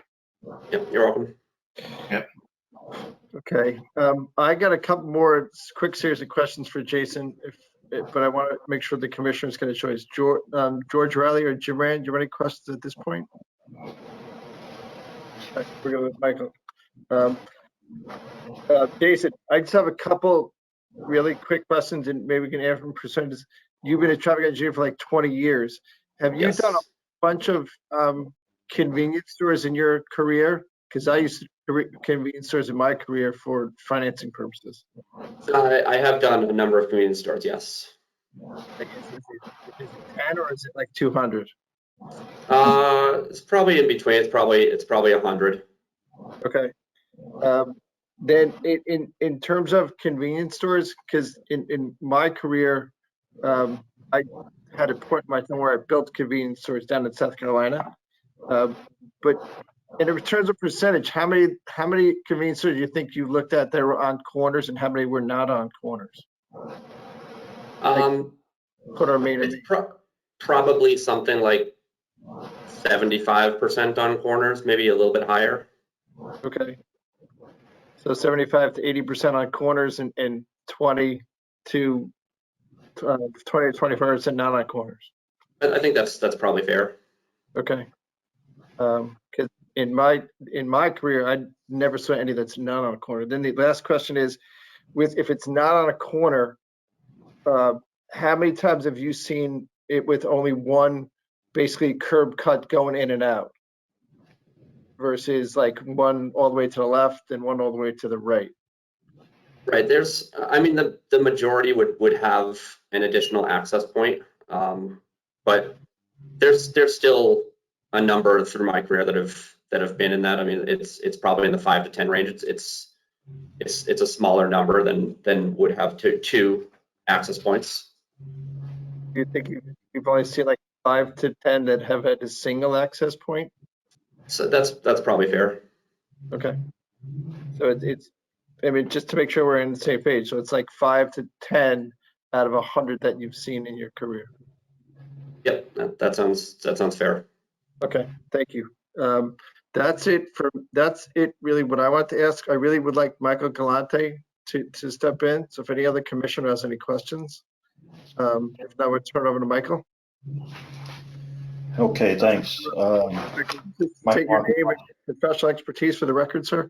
Yeah, Mike Galante, Hardesty in Hanover.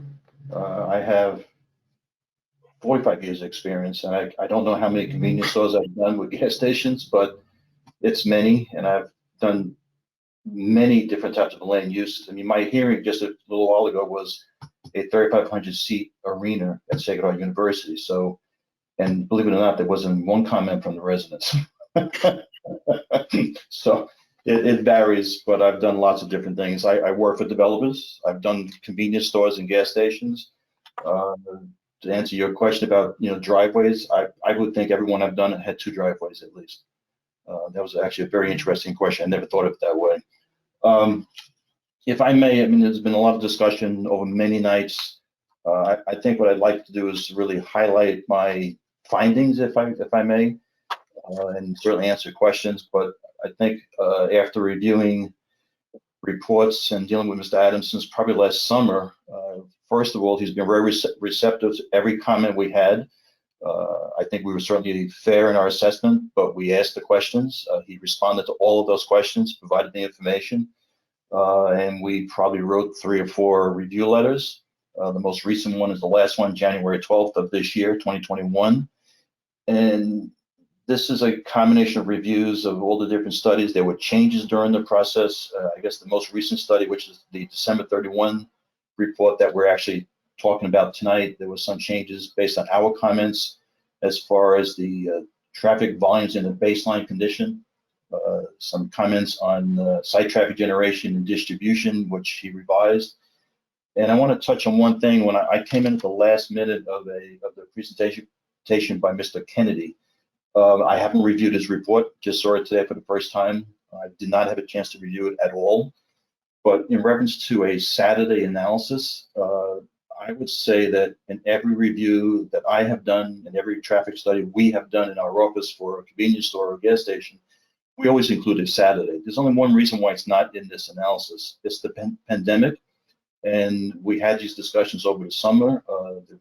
I didn't ask for a traffic study for a Saturday because there were no baseline traffic volumes from CONDOT or others that were in the recent, CONDOT says within the last 5 years that we can use the data and adjust it to reflect a 2020 condition.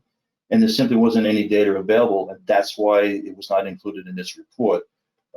We had that comment early on, probably over the summer maybe, where we talked about Saturday analyses. I would typically ask for it, but because it would have been an exercise with volumes that we simply didn't know if they were right or wrong because of the pandemic, I didn't see any point in providing that analysis. But the weekday afternoon analysis is similar. I think the background volumes on Post Road on a Saturday are higher than let's say an afternoon at 4 or 5 o'clock. I think you just go up to Connecticut Avenue, Norwalk, you can see all the traffic going to Costco, Walmart, and everywhere else up there. And I would say that the volumes on Boston Post Road and Darien are probably higher. But that's just an opinion. It's not, based on any information. CONDOT doesn't, put the hose across the road for a weekend traffic data account. They only do a weekday, and they typically only do one day. If we put a hose across the road for any study we do 7 days, and it always includes a weekend. But that's the reason why there's no Saturday count here. We would certainly have asked for it. I think Mr. Adams would have been more than happy to provide it right from the beginning, but it just simply was data that we couldn't verify that was right. So just keep that in mind. Michael, give it. It's Larry Warble. Yes, I see you. Given that, is it can we project the increases that we see on the weekday numbers to the weekend? Would that be a fair projection, or based on what? I mean, I'm not being sarcastic, but no, I'm not. Well, I mean, because now we have to do that art and science thing. We're doing it to go way higher on the science, on the art rather. And, Mr. Galante. Yes. So I'm sorry. So now, if we're seeing a certain, if we're seeing, say, the doubling of traffic coming off of I-95 on weekdays, is that a reasonable assumption to say that's probably going to happen on the weekends too? It's possible, but if we looked at the analysis, everything provided by the applicant's traffic consultant, we've identified concerns based on that data. A Saturday analysis would draw me to the same conclusions. We're concerned with the volume of traffic generated by this reuse of the property. It doubles between a Duchess. Let's say it's a very successful Duchess, and now you have a 7-Eleven with 12 pumps in front of it. You double the traffic. That is a concern that I highlighted in my most recent report. I talk about the driveway. I suggest keeping the left turn in if this was to be approved, not because I think it's okay. I have a more of a concern from a safety perspective if that car has to make a right turn out of the driveway, but wants to go downtown Darien, they go to the intersection we've been chatting about tonight, which is the off-ramp at exit 13 southbound, and make what I would call a U-turn in that median to come back. And I think that's a greater safety concern than a car waiting to come out of the Duchess driveway or the 7-Eleven driveway, waiting on the driveway and waiting to turn left out of that driveway. The sight lines coming out of the Duchess driveway today are appropriate and adequate. Obviously, the state approved that many years ago. They reviewed it more recently, I think in September. They agree with the driveway location shouldn't change. They leave it up to the town to approve or disapprove a development, but they're reviewing it from a traffic safety perspective. They feel the left turn should be permitted. They didn't see any need to restrict it. I had a telephone conversation with the person at DOT that reviewed it. The aspect of the 1 lane versus 2 lanes, which maybe I brought up over the summer or in September, the state's policy, and quite frankly, if you talk to different people, you get a different answer sometimes. Their policy is a stop sign controlled ramp or a side street or driveway, which should be 1 lane coming out, such as the 95 southbound off ramp. It's 1 lane with 2 wide shoulders. And I will agree with everyone in this room, it functions as 2 lanes, but it's striped for 1 lane. And I think that's what the state would do with a Duchess or a 7-Eleven driveway in the future. If it's 2 lanes, the state may agree to that. The results of the analyses are different. You get delays into the property. I think the 2 lane gives you a longer delay because the left turn is simply the movement has the long delay.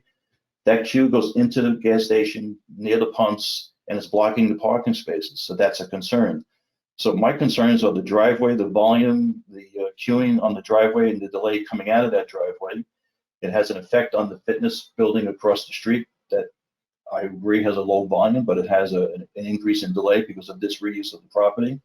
And my biggest concern is the exit 13 southbound off ramp where it's controlled with 2 stop signs. And the middle median can hold 2 cars next to each other, which is exactly what I don't think anyone wants to do because the first car blocks the second car and they're both making a left turn. So in a nutshell, those are my concerns. And I have a concern with the project as a whole. I think I was very fair in my review. I certainly gave it lots of time. They answered lots of questions. We asked a lot of questions in our office. They provided the information, and my conclusions are that I'm concerned with the volume coming out, the doubling of site traffic, and the impact of the 13 interchange U-turn, if you will. I don't like to be negative, but the town asked me to review it, and those are my concerns in very simple form. There's obviously a lot more work that went into that by the applicant in our office, not just us.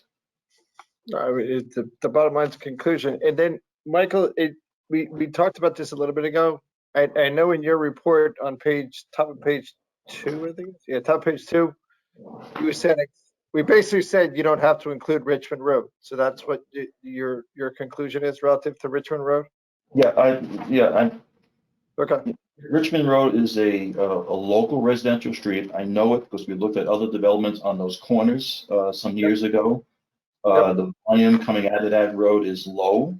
I can tell you there are long delays regardless what the traffic is on Boston Post Road, which has a much higher volume. It's close to the off-ramp in that intersection or intersections. Not that I want to, put it down on the ladder, but without analyzing, I think we know the answers. There are delays coming out of that side road.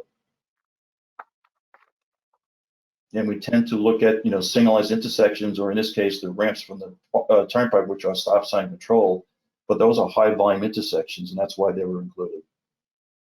As far as Birch Road, there was some concern, but that road, serves a very large residential neighborhood.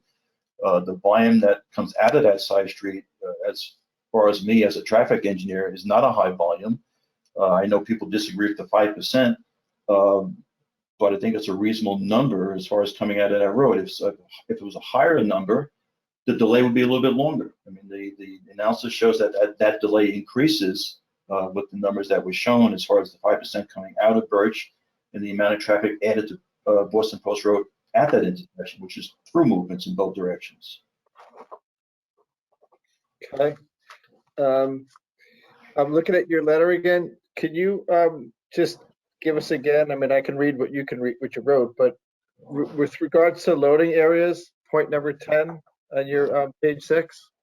Yeah, the concern with that was, and I know at one of the last meetings, the number of trucks for deliveries was mentioned. I haven't seen it, but it was at one of the meetings I heard the numbers. But there was a concern with the parking spaces in the proposed parking lot actually being in front of the loading spaces. And there was just a concern that, I would rather not block a loading space if we don't know when a truck is coming in for delivery. And maybe the applicant can speak more as far as their deliveries, but I think they mentioned 15 box trucks a week, and correct me if I'm wrong, and about 4 to 6 tractor trailer trucks per week. And I don't recall if that included the fuel trucks, maybe, slightly higher, but that was discussed. And we just have a concern with blocking a loading space, that's all. I think the remedy is you don't put a parking space in front of the loading space, but it may affect the square footage of the building. I can't speak to that at the moment, but I'm sure someone can. Yeah, no, in front of the loading area, just to make sure we're on the same page, there's 4 parking spaces. Mm-hmm. So is your recommendation take out those 4 parking spaces, or 2 of the 4, or 1 of the 4? Well, it depends on the truck deliveries, and it's probably a truck delivery that's multiple trucks different times of the day, so it'd be difficult to say leave 2 loading spaces open at all times. But that's for a decision that we can talk about at some other point. But ideally, don't block the spaces at all. But is it 2 spaces not blocked? It's a possibility. I mean, because it matters. Those spaces, according to my read of the application, those spaces are needed to satisfy the parking requirement. If they lose 4 spaces, they got to find someplace else. Yeah, and that's on the engineering. I'm sorry, that's why the spaces are needed. I'm printing out this. It's too small for me to read. But. Hey, Fred, can you mute Holly Hawks? Okay, then can you just go over point number 9, your access experience? So it's on page 5, goes to page 6.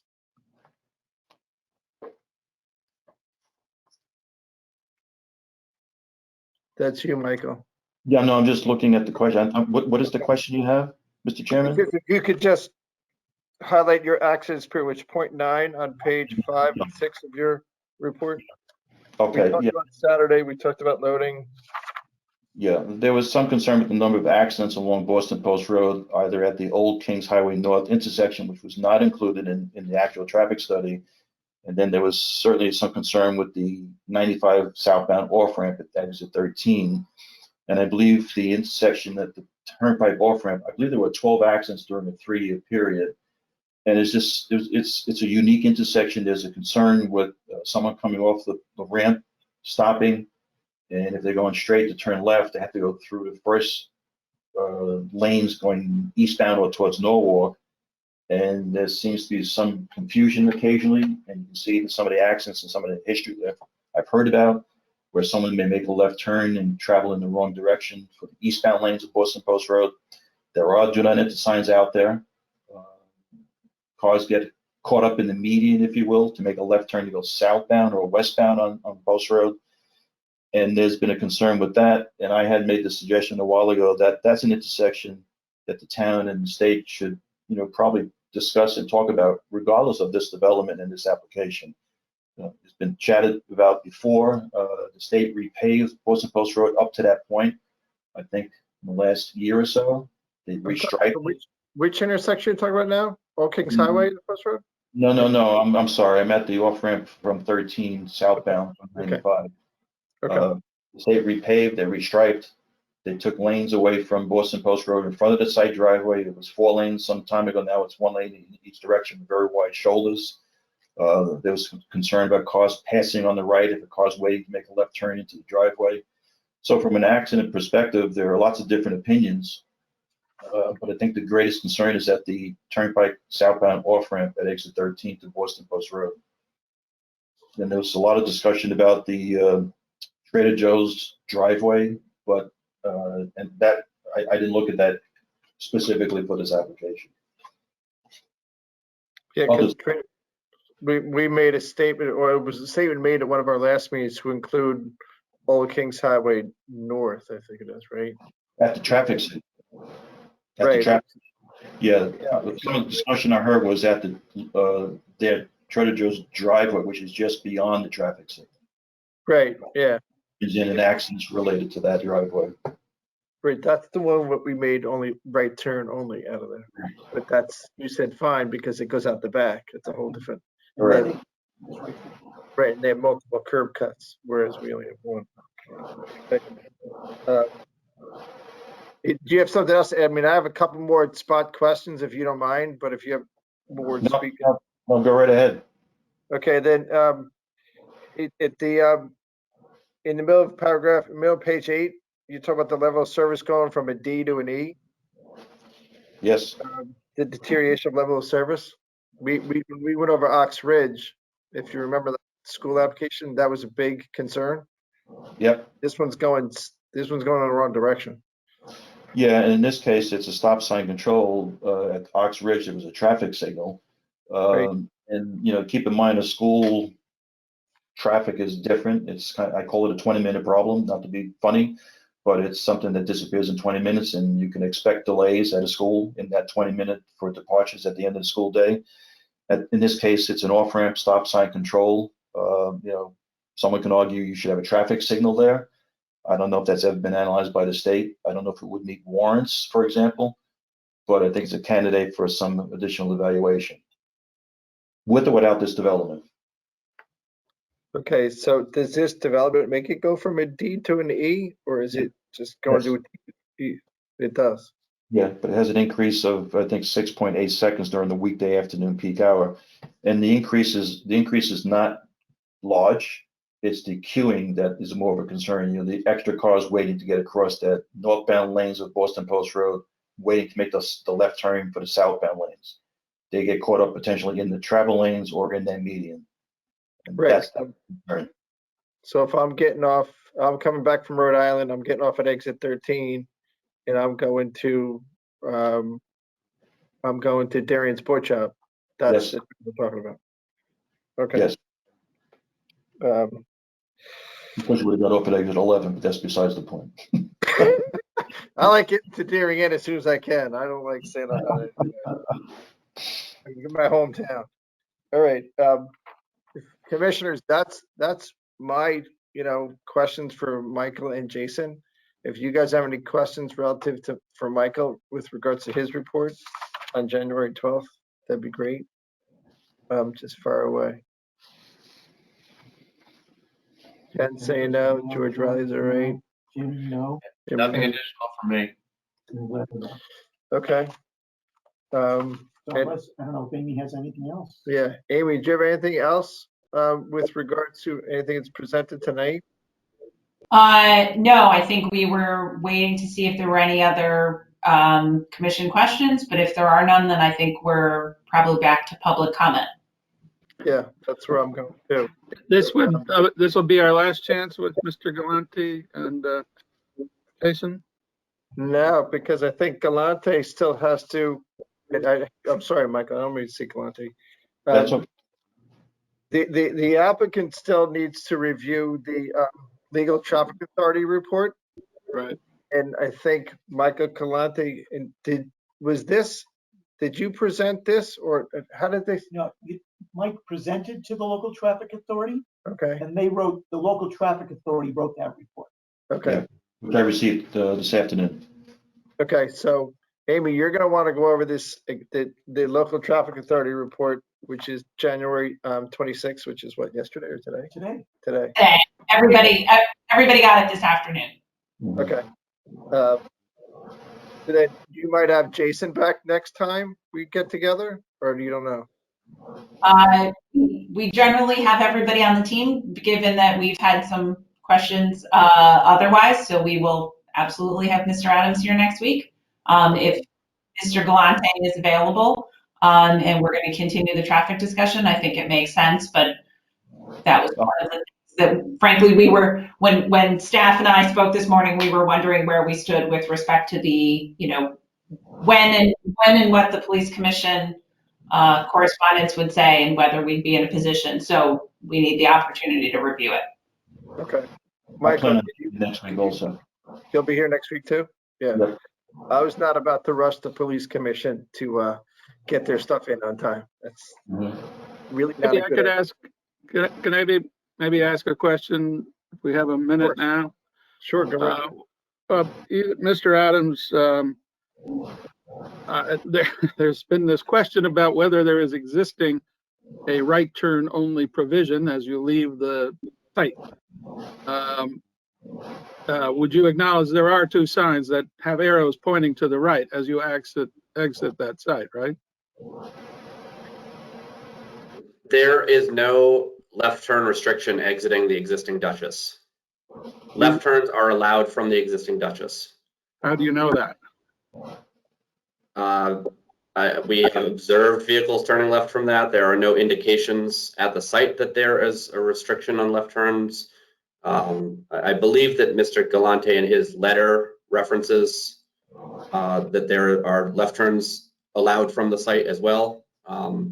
Correct. You have not noticed that there are two signs on either side of the driveway, both of which are brown signs and indicating exit with an arrow to the right?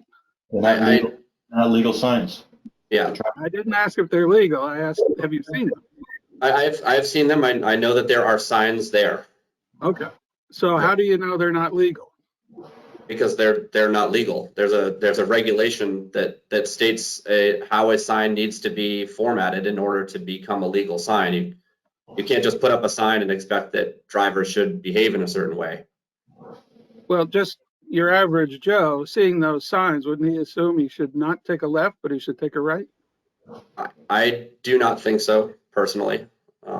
That sign is But that's small, because you're an expert in signs, right? You know about state signs and all that.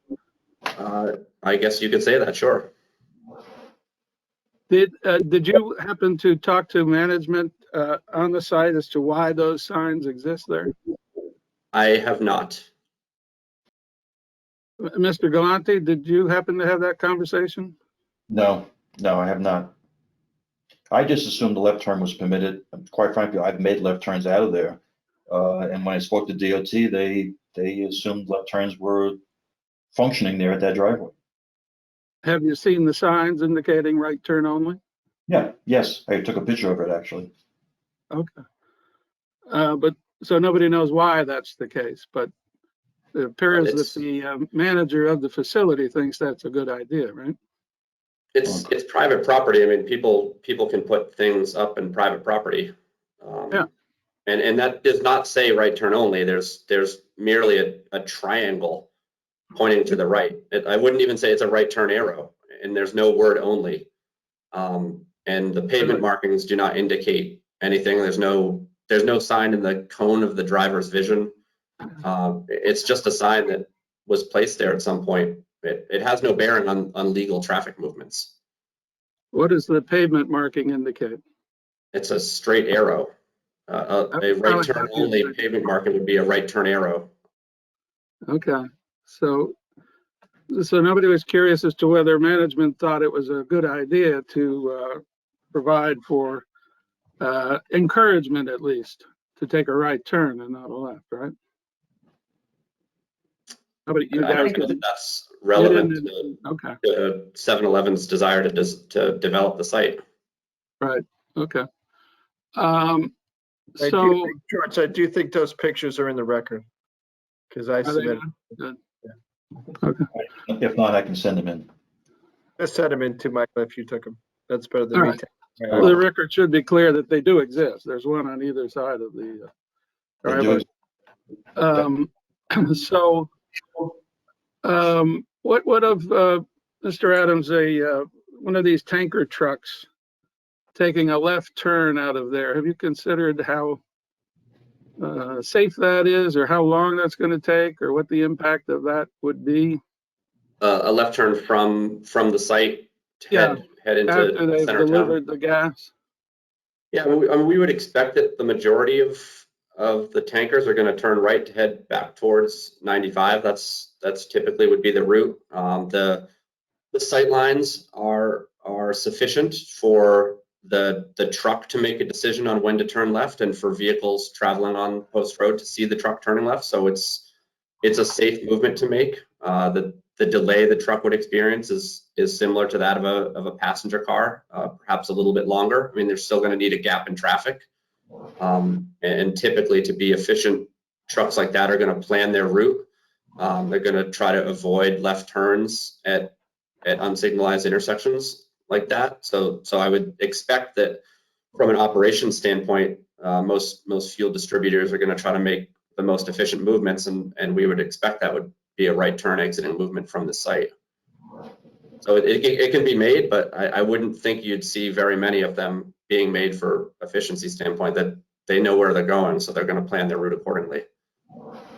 So you think it more likely they're going to want to head south and west than north and east, huh?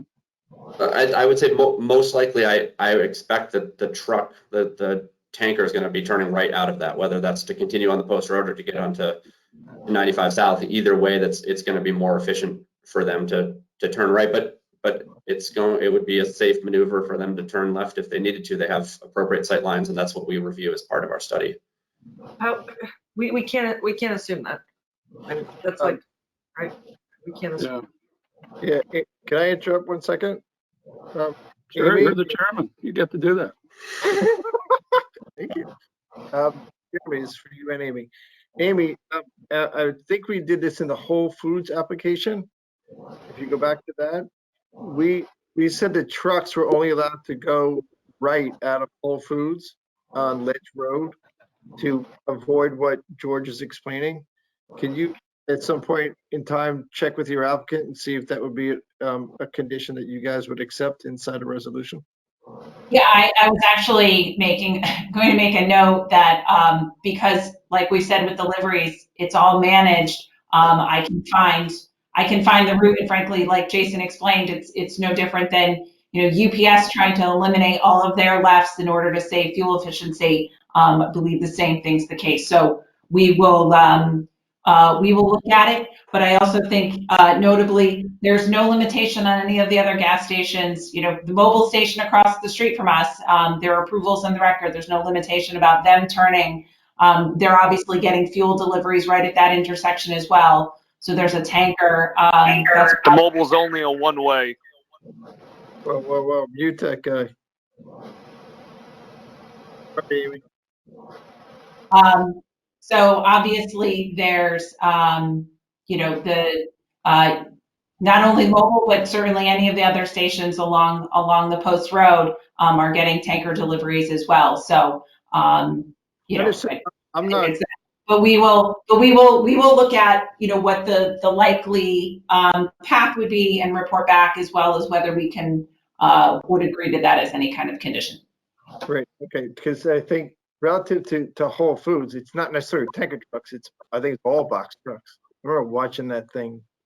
I have to double check. Yeah. It's been a while. Yeah, it's. I mean, we talked a little bit about this. Your Pepsi and Coke trucks might be what I would call tractor trailers too. You know, I don't really know. You know, but I know you said you're gonna have 7-Eleven box trucks, which are only, I don't know, 15 feet long or whatever the heck they are. But Right. if you can look into that, it'd be great. I'm not putting it just to tankers. And the only difference I would say between a 7-Eleven and a mobile is your building's bigger and theirs isn't really convenience, but I don't want to go down that hole. If you could just check, that would be great. We can look. Thank you, appreciate it. I'm sorry, I didn't mean to cut you off, George, but that's how we handled it in Whole Foods way back when. That's productive. Let me just ask about another issue on my mind. I guess for Mr. Adams. So even if you have a right and a left turn permitted out of the site, and you go down to the exit 13 with the double stop sign situation there, the number of cars that will be turning left there is pretty much doubled once you have 7-Eleven in, right? We've got it's the number of cars associated with the site. It's not the number of cars total for the movement. Oh, okay. The movement is higher. Yeah, it's the number of cars traveling to the site from that movement is essentially double. Is about double, but not the total number of cars. It's not doubling the total number of vehicles there. All right. So that's cars and trucks and whatnot. So isn't that going to be a significant queuing issue, even if you permit a left turn, but all the cars are going right and who want to come back? Right? Isn't that going to be significant? I mean, I know that there's been some discussion around the operations of that movement coming off of 95, turning left, or the movement coming up Post Road, essentially making a U-turn. This project would add vehicles to those movements. This is, as Mr. Galante pointed out, an area that Connecticut DOT has recently done work in. Frankly, it's a Connecticut DOT roadway system that independent of this 7-Eleven, or if it's Duchess or whatever it is, that Connecticut DOT controls. They recently did restriping, as has been said. They've recently looked at and installed new signal equipment at the other part of this interchange, the signal that controls the part of that interchange that has recently been upgraded recently this summer. So Connecticut DOT has just put eyes on this entire location. It's a project, as Mr. Galante pointed out, that should the town choose to pursue that with Connecticut DOT, but Connecticut DOT has recently worked in this area. Part of that was installing that crosswalk. I think we talked about a meeting or two back right near Birch Road. That crosswalk is essentially there because there isn't a pedestrian crossing at the signal. So Connecticut DOT, as part of that signal, had to locate a crosswalk somewhere in the vicinity of this area, and that's the reason we would expect is why they put that crosswalk there. So Connecticut DOT has looked at this. Yeah, well, they created it, and don't get me started on what they created, but we're kind of having to deal with that issue, and that's so. Isn't at peak hours you're going to have more than 2 cars in that little area trying to turn left onto I-90, onto Route 1, right? I mean, isn't that fairly likely? Yeah, I mean, that happens today, and I think I tried to frame it in a way that makes sense to me, at least. You know, our project looks to add a car every 3 or 4 minutes to that situation. So what's happening there today with the Duchess, with all of the vehicles that are already in this area, this 7-Eleven would be expected to add about a car every 3 or 4 minutes. I don't think any of us would even notice the difference between an extra car every 3 or 4 minutes at a particular location. It's, you know, it's the difference between Tuesday and Wednesday or April and May. I mean, you just wouldn't really notice the difference. It's, yes, we are adding vehicle trips to that location, but it's on a scale that isn't going to have a significant impact. Well, the scale we've agreed was just about doubling it, right? And you think that's Doubling only... it's really important to understand it's doubling the trips associated with just this site. Yeah. It's Right. not, it is not doubling the total number of trips at that location. That is not what this project is not doing that.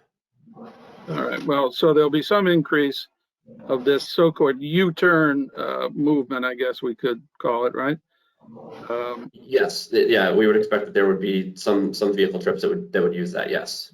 And given how the state has arranged this thing now, unless you're a local and you know what's going on at that intersection, once you turn left, you're immediately, the state wants you to either get on 95 and stay left, or you got to scoot to the right and continue down Route 1. And if you're not a local, you don't really know that, do you? Correct. Yeah, I am sure there are people that do not know that. So aren't we exacerbating what's already an unsafe condition? Well, I don't think that if speaking to that U-turn movement, I think only locals would know to do that, because if someone was from out of town, they're probably going back to 95. I don't think that many people from out of town would travel to this site and then seek to go further into Darien. They would likely be returning to the more regional network of 95. So I think that the U-turn movement would be used by locals. It would be used by people that are familiar with that being an option for them to travel into the center of Darien towards the Trader Joe's. And we've also got more people getting off the southbound I-95 and going through there to take that left as well, heading probably to 7-Eleven among other places, I suppose, right? Correct. Yeah, the people would come off. Yeah, we would expect that there would be vehicles that come off of 95 that would travel to this site. But then if they're coming off of 95, they're likely. I mean, unless they live in Darien and that's on their way home anyway. That's not a new vehicle trip. But like if they're coming off 95 and that's their way home, they're already there. If they're coming off 95 just to go to 7-Eleven, very likely they are going to return to their original destination, which is a right turn out of the site and then a right turn back onto 95 south. So they wouldn't be touching that intersection on the exiting trip, just on the entering trip. Okay. And one of the things I guess was not measured was if there was no left turn permitted, then people taking a right, there would be some number that would get on 95 heading south to go to exit 11. If they were going into Darien, they could still go to Darien. They'd be on the other side of the railroad bridge. I would think so. Would that be so problematic? I think the bigger issue, if there are not left turns allowed out of this site, is that all of the vehicle trips we would expect to go towards the center of Darien the great majority of them would use that U-turn you were just talking about. So allowing the left turn out of the site removes vehicle trips from making that U-turn. The desire line is going to still be there. The site might be used slightly different if there was only a right turn out. It's not going to be as convenient, especially during non-peak times. And I think that during non-peak times, which is the majority of the day, that trip at 7 or 8 p.m., that trip at noon on a Wednesday, times when it's not as busy as these peaks or as has been discussed, that left turn out is going to be a very convenient move for people. And therefore, when you combine that the bulk of the day is not these peak times, and if you prevent the left turnout, all the vehicles that want to go towards the center of Darien are going to have to do that U-turn. You're just going to add more vehicle trips to that. Okay, well, there may be a fair number who want to go to the other, go under the bridge and go to the sports shop or whatever, and they could just as well get on the highway and get off at exit 11. But Mr. Galante, want to comment on anything that's been said here? Or? No, No. I think I'm fine for the moment. Okay, thanks, Mr. Chairman. You're welcome, sir. Jan Leahy, you popped in and out. Did you have any more questions, or Jim, Rand? Yeah. I'm good. I'm good. Okay. Thank you. And where is, I lost Larry. I'm good, Steve, thanks. Okay, Larry, you're good? Okay. Amy, I think that's it for now. We're gonna probably see touch on this again when we talk about the Legal Traffic Authority. I did announce at the beginning that we would allow 2 people to make public comment. I think they spoke before, Mr. Cipoletti and Mr. Levinson. If you don't mind, I'd like to do that. It is now 10 o'clock. So we kind of want to wrap this up, the meeting up pretty soon. But to reiterate again, we have another meeting on this application next Tuesday, February 11th. February 2nd, Jesus, I'm gonna say February 2nd, 7:30 p.m. in the same room on this same internet channel. Okay.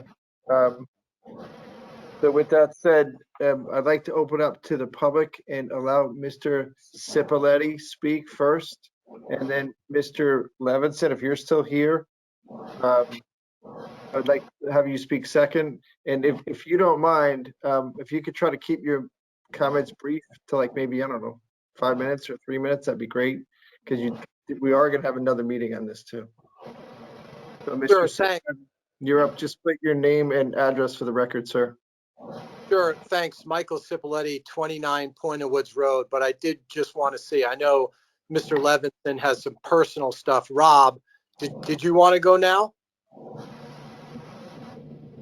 Sure, I can go. Is it possible for me to share my screen? You got to ask Fred. You should be able to hover your mouse over the bottom of the screen. Mr. Okay. Levinson, just state your name and address for the record. And I think, did you speak once before at another prior hearing? Yes, maybe? I did speak before. Robert Levinson, and I'm at 30 Pointer Woods Road in Darien. So I did speak in December, and I'm following up on some of that with the additional information. A lot of it's been covered tonight, so I will get through it expediently. As discussed, we've seen a lot of changes in the assumptions that are being made by the traffic engineer. I want to touch on a few of those to try to understand what is changing and why, and how you as commissioners, I think it's going to be very difficult for you to precisely estimate the impact of this proposed development.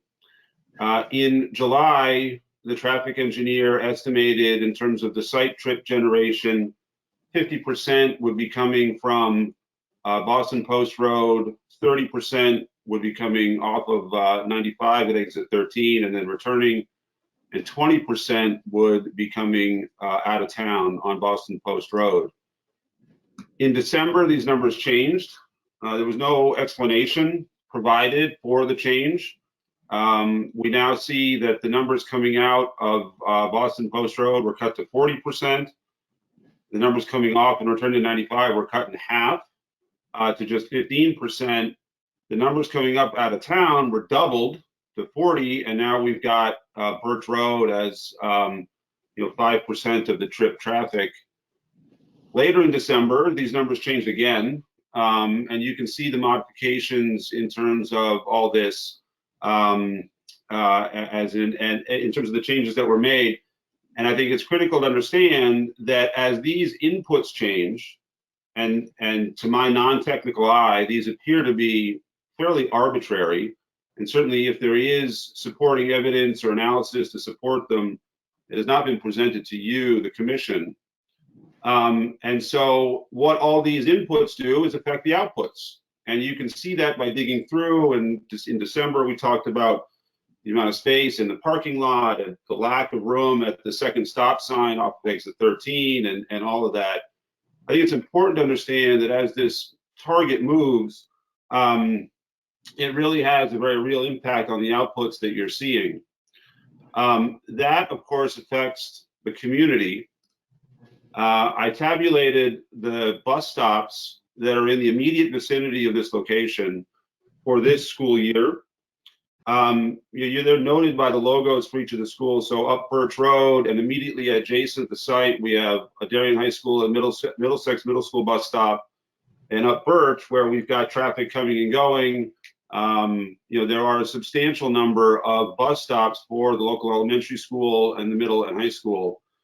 And of course, these kids, and as residents, we all know this, there are lots of children out playing, running back and forth at all times. I've been in town for a little over 8 years, and we've seen a recent influx of young families again.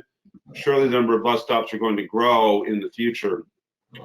In terms of Mr. Galante's peer review, he was fairly even-handed this evening.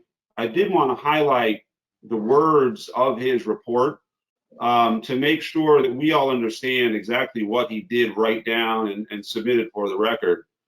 He said, "It's our opinion that the redevelopment of the subject property will add a significant level of traffic to the area, roadways, and nearby intersections. In other areas," he wrote, "it is our opinion that this is a potentially significant safety condition," discussing the left-hand turn. On and on. "We consider this a significant safety concern, and the additional site traffic estimated for the 7-Eleven development could have significant impact on these vehicles waiting to complete the left turn." So while he was fairly even-handed this evening, his report was not so. I now want to come back to what I understand the purpose of the Planning and Zoning Commission is, and as it relates to town regulations. Going back to December, we talked about service business zone, section 750 describing this zone, and our town's regulations say it is the intention of these regulations to protect and preserve the existing service business districts for the continued provision of such services in a manner which will not be detrimental to the surrounding residential areas. And as part of this application, you have to go to the special permit section 1005, and you, the commission, you must make the following findings.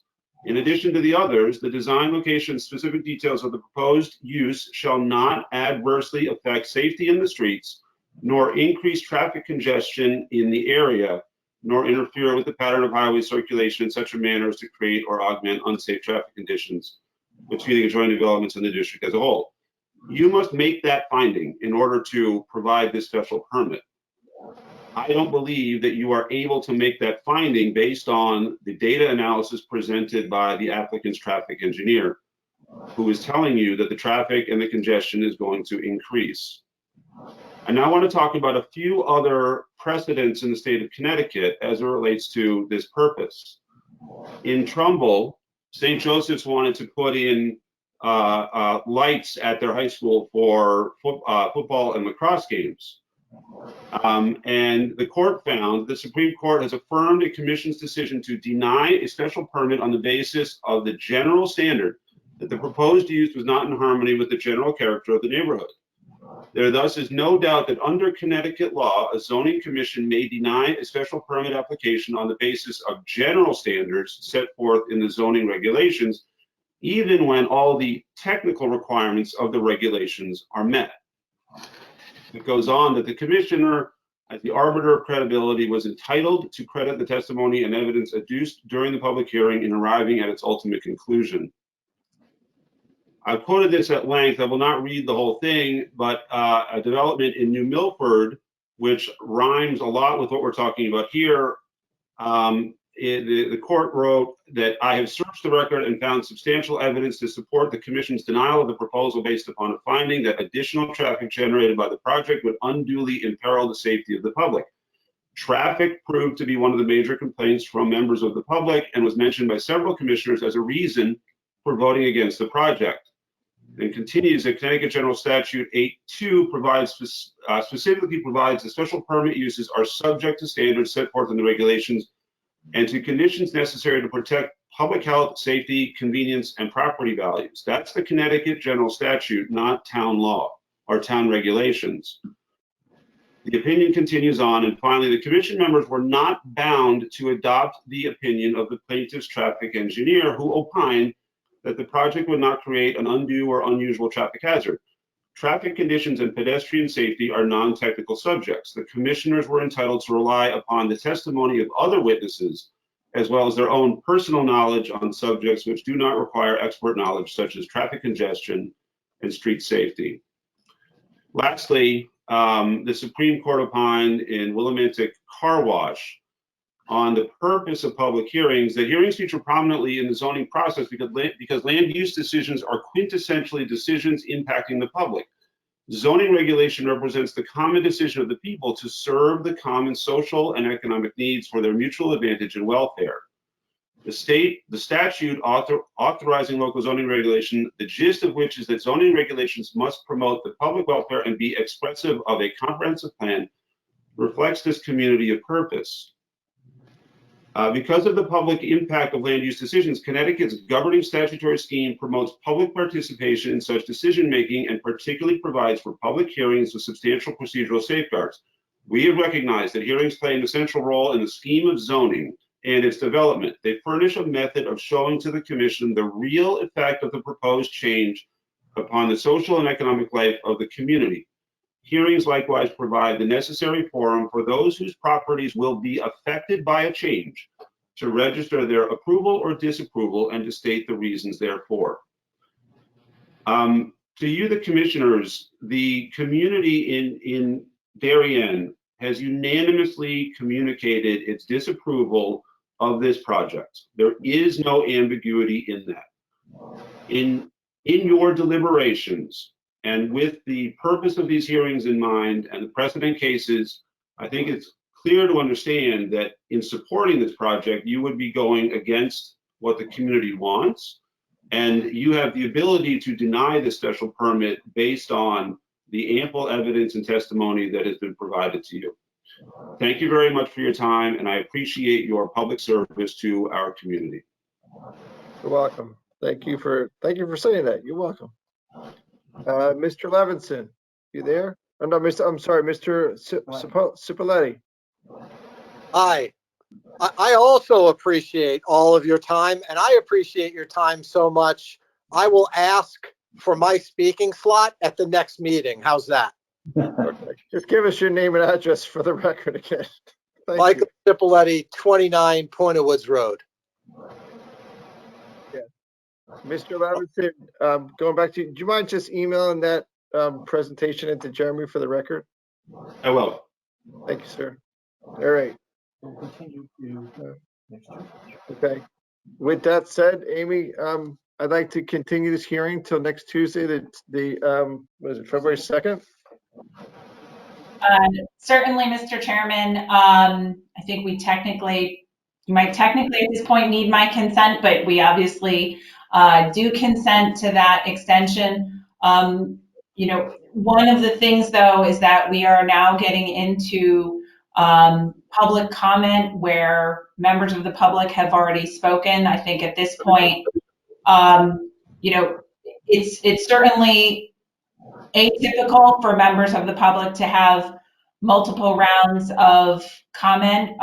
So I guess the question I would have is if we're going to continue to next week, and frankly, there really didn't seem like there were too many commission questions left, we'd obviously like the ability to, synthesize all of the comments we've heard, understand that the public will be concluding, and be able to do a wrap-up presentation, I think probably at the meeting after, whatever the next meeting after the public concludes. So my recommendation would be that if we could allow the public and sort of complete the public portion of the meeting and any other issues that the commission may have, at next week's hearing, so then we could be in a position to, make any final revisions or respond to any other comments. And, as standard procedure, be able to, make our final presentation and summation to the commission at, I guess what would be whichever meeting is after next week. Yeah, I would agree with that. I'm just going to read one more sentence again relative to that exact point. With regards to the statutory requirement to close the hearing, Amy thinks it's sooner than I think you think it is. Well, Amy and I spoke earlier today, and it's approaching in March. Of course, the commission does have a full boatload of other applications and other matters. So what we discussed today was next week, Amy would speak to the local traffic authority letter. We would give the public one last chance to speak. And certainly at a subsequent date, it would likely be pretty much the wrap up by the applicant. As you know, the applicant gets the last word. Right. So if there were any commission questions next week or whatever, but really the meeting after that would be pretty much the applicant's final wrap up. So next week would likely be the final week for public comments. We would continue to encourage people to send in letters and emails. I was going to read this one sentence one more time.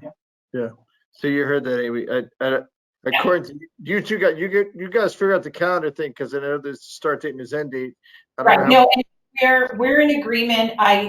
We are squarely at this point into the COVID related extensions, and so I just wanted to be clear on the record.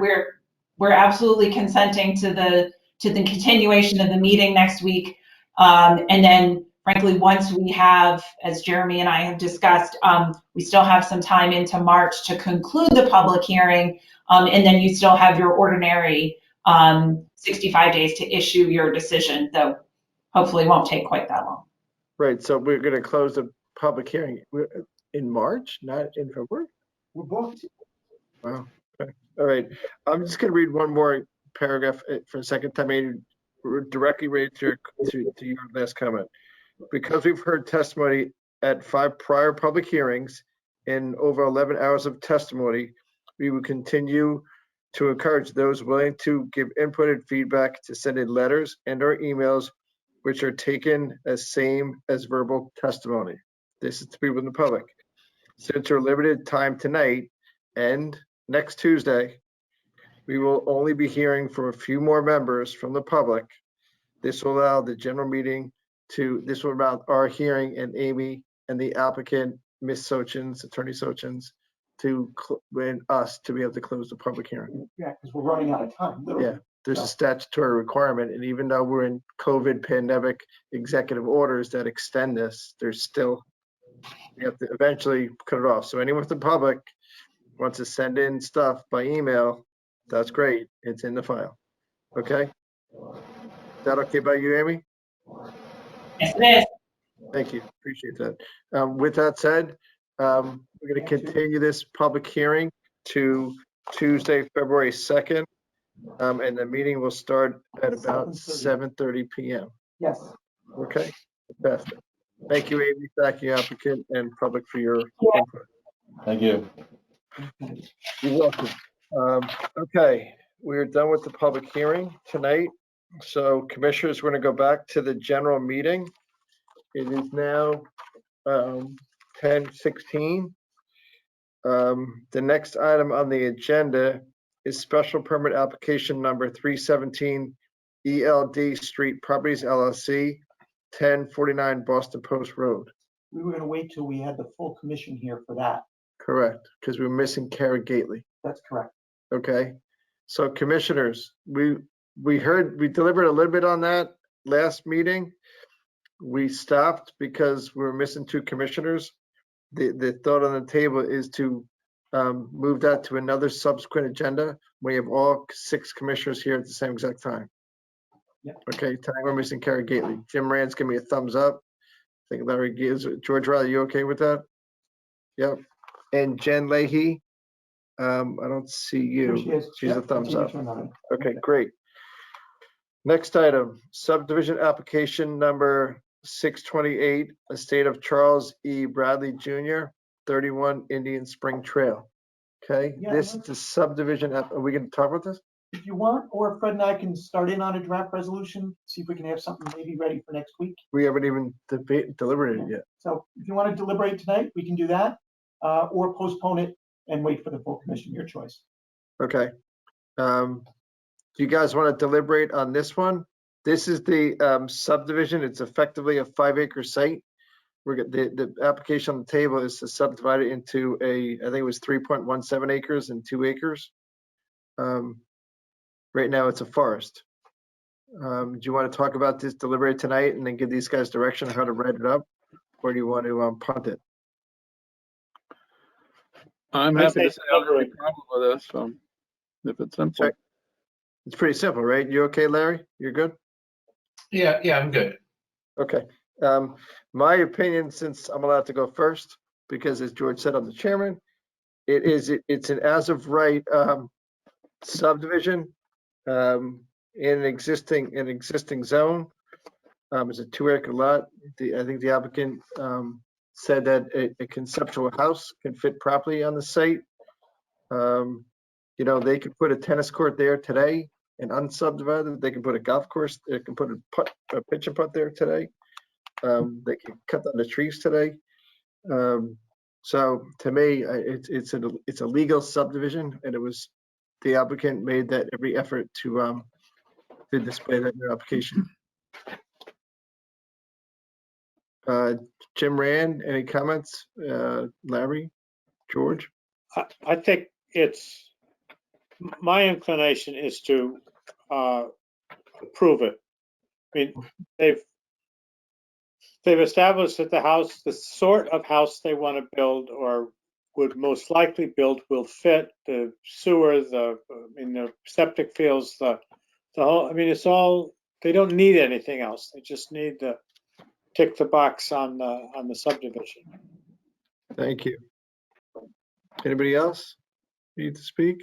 Yeah, I mean, I'll just say I agree with everything so far you've said, and I know several of the neighbors are concerned about trees coming down in the forest, and I appreciate that, but at the same time, I don't think they'd be very happy if we decided that their neighbors had to approve everything that they ever wanted to do on their property, right? I mean, it's just, it's something that you're allowed to do, and that's just the way it is. Yep. So, yeah. They could put a tennis court there today if they wanted to. George, any additional comments? Jen, any additional comments? George, okay? Jen, you're okay? Okay. So Jeremy, I would instruct you to draft a positive resolution. We'll have it ready for next week. Fantastic. Okay. Next item on the agenda is approval of minutes. We already did that. Subcommittee report. Do you want to punt that to next week? Yeah, let's punt that to next week as well. Okay. We can punt subcommittee report to next week.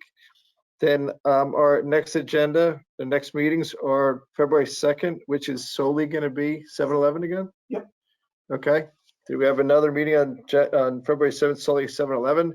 Then a week after that on February 9th, it's a whole bunch of applications. February 9th is likely to be the first public hearing on BMW. Okay. BMW is the next public hearing. It's going to, that application was received, stamped, and whatnot? Yep. It's on the docket. Okay.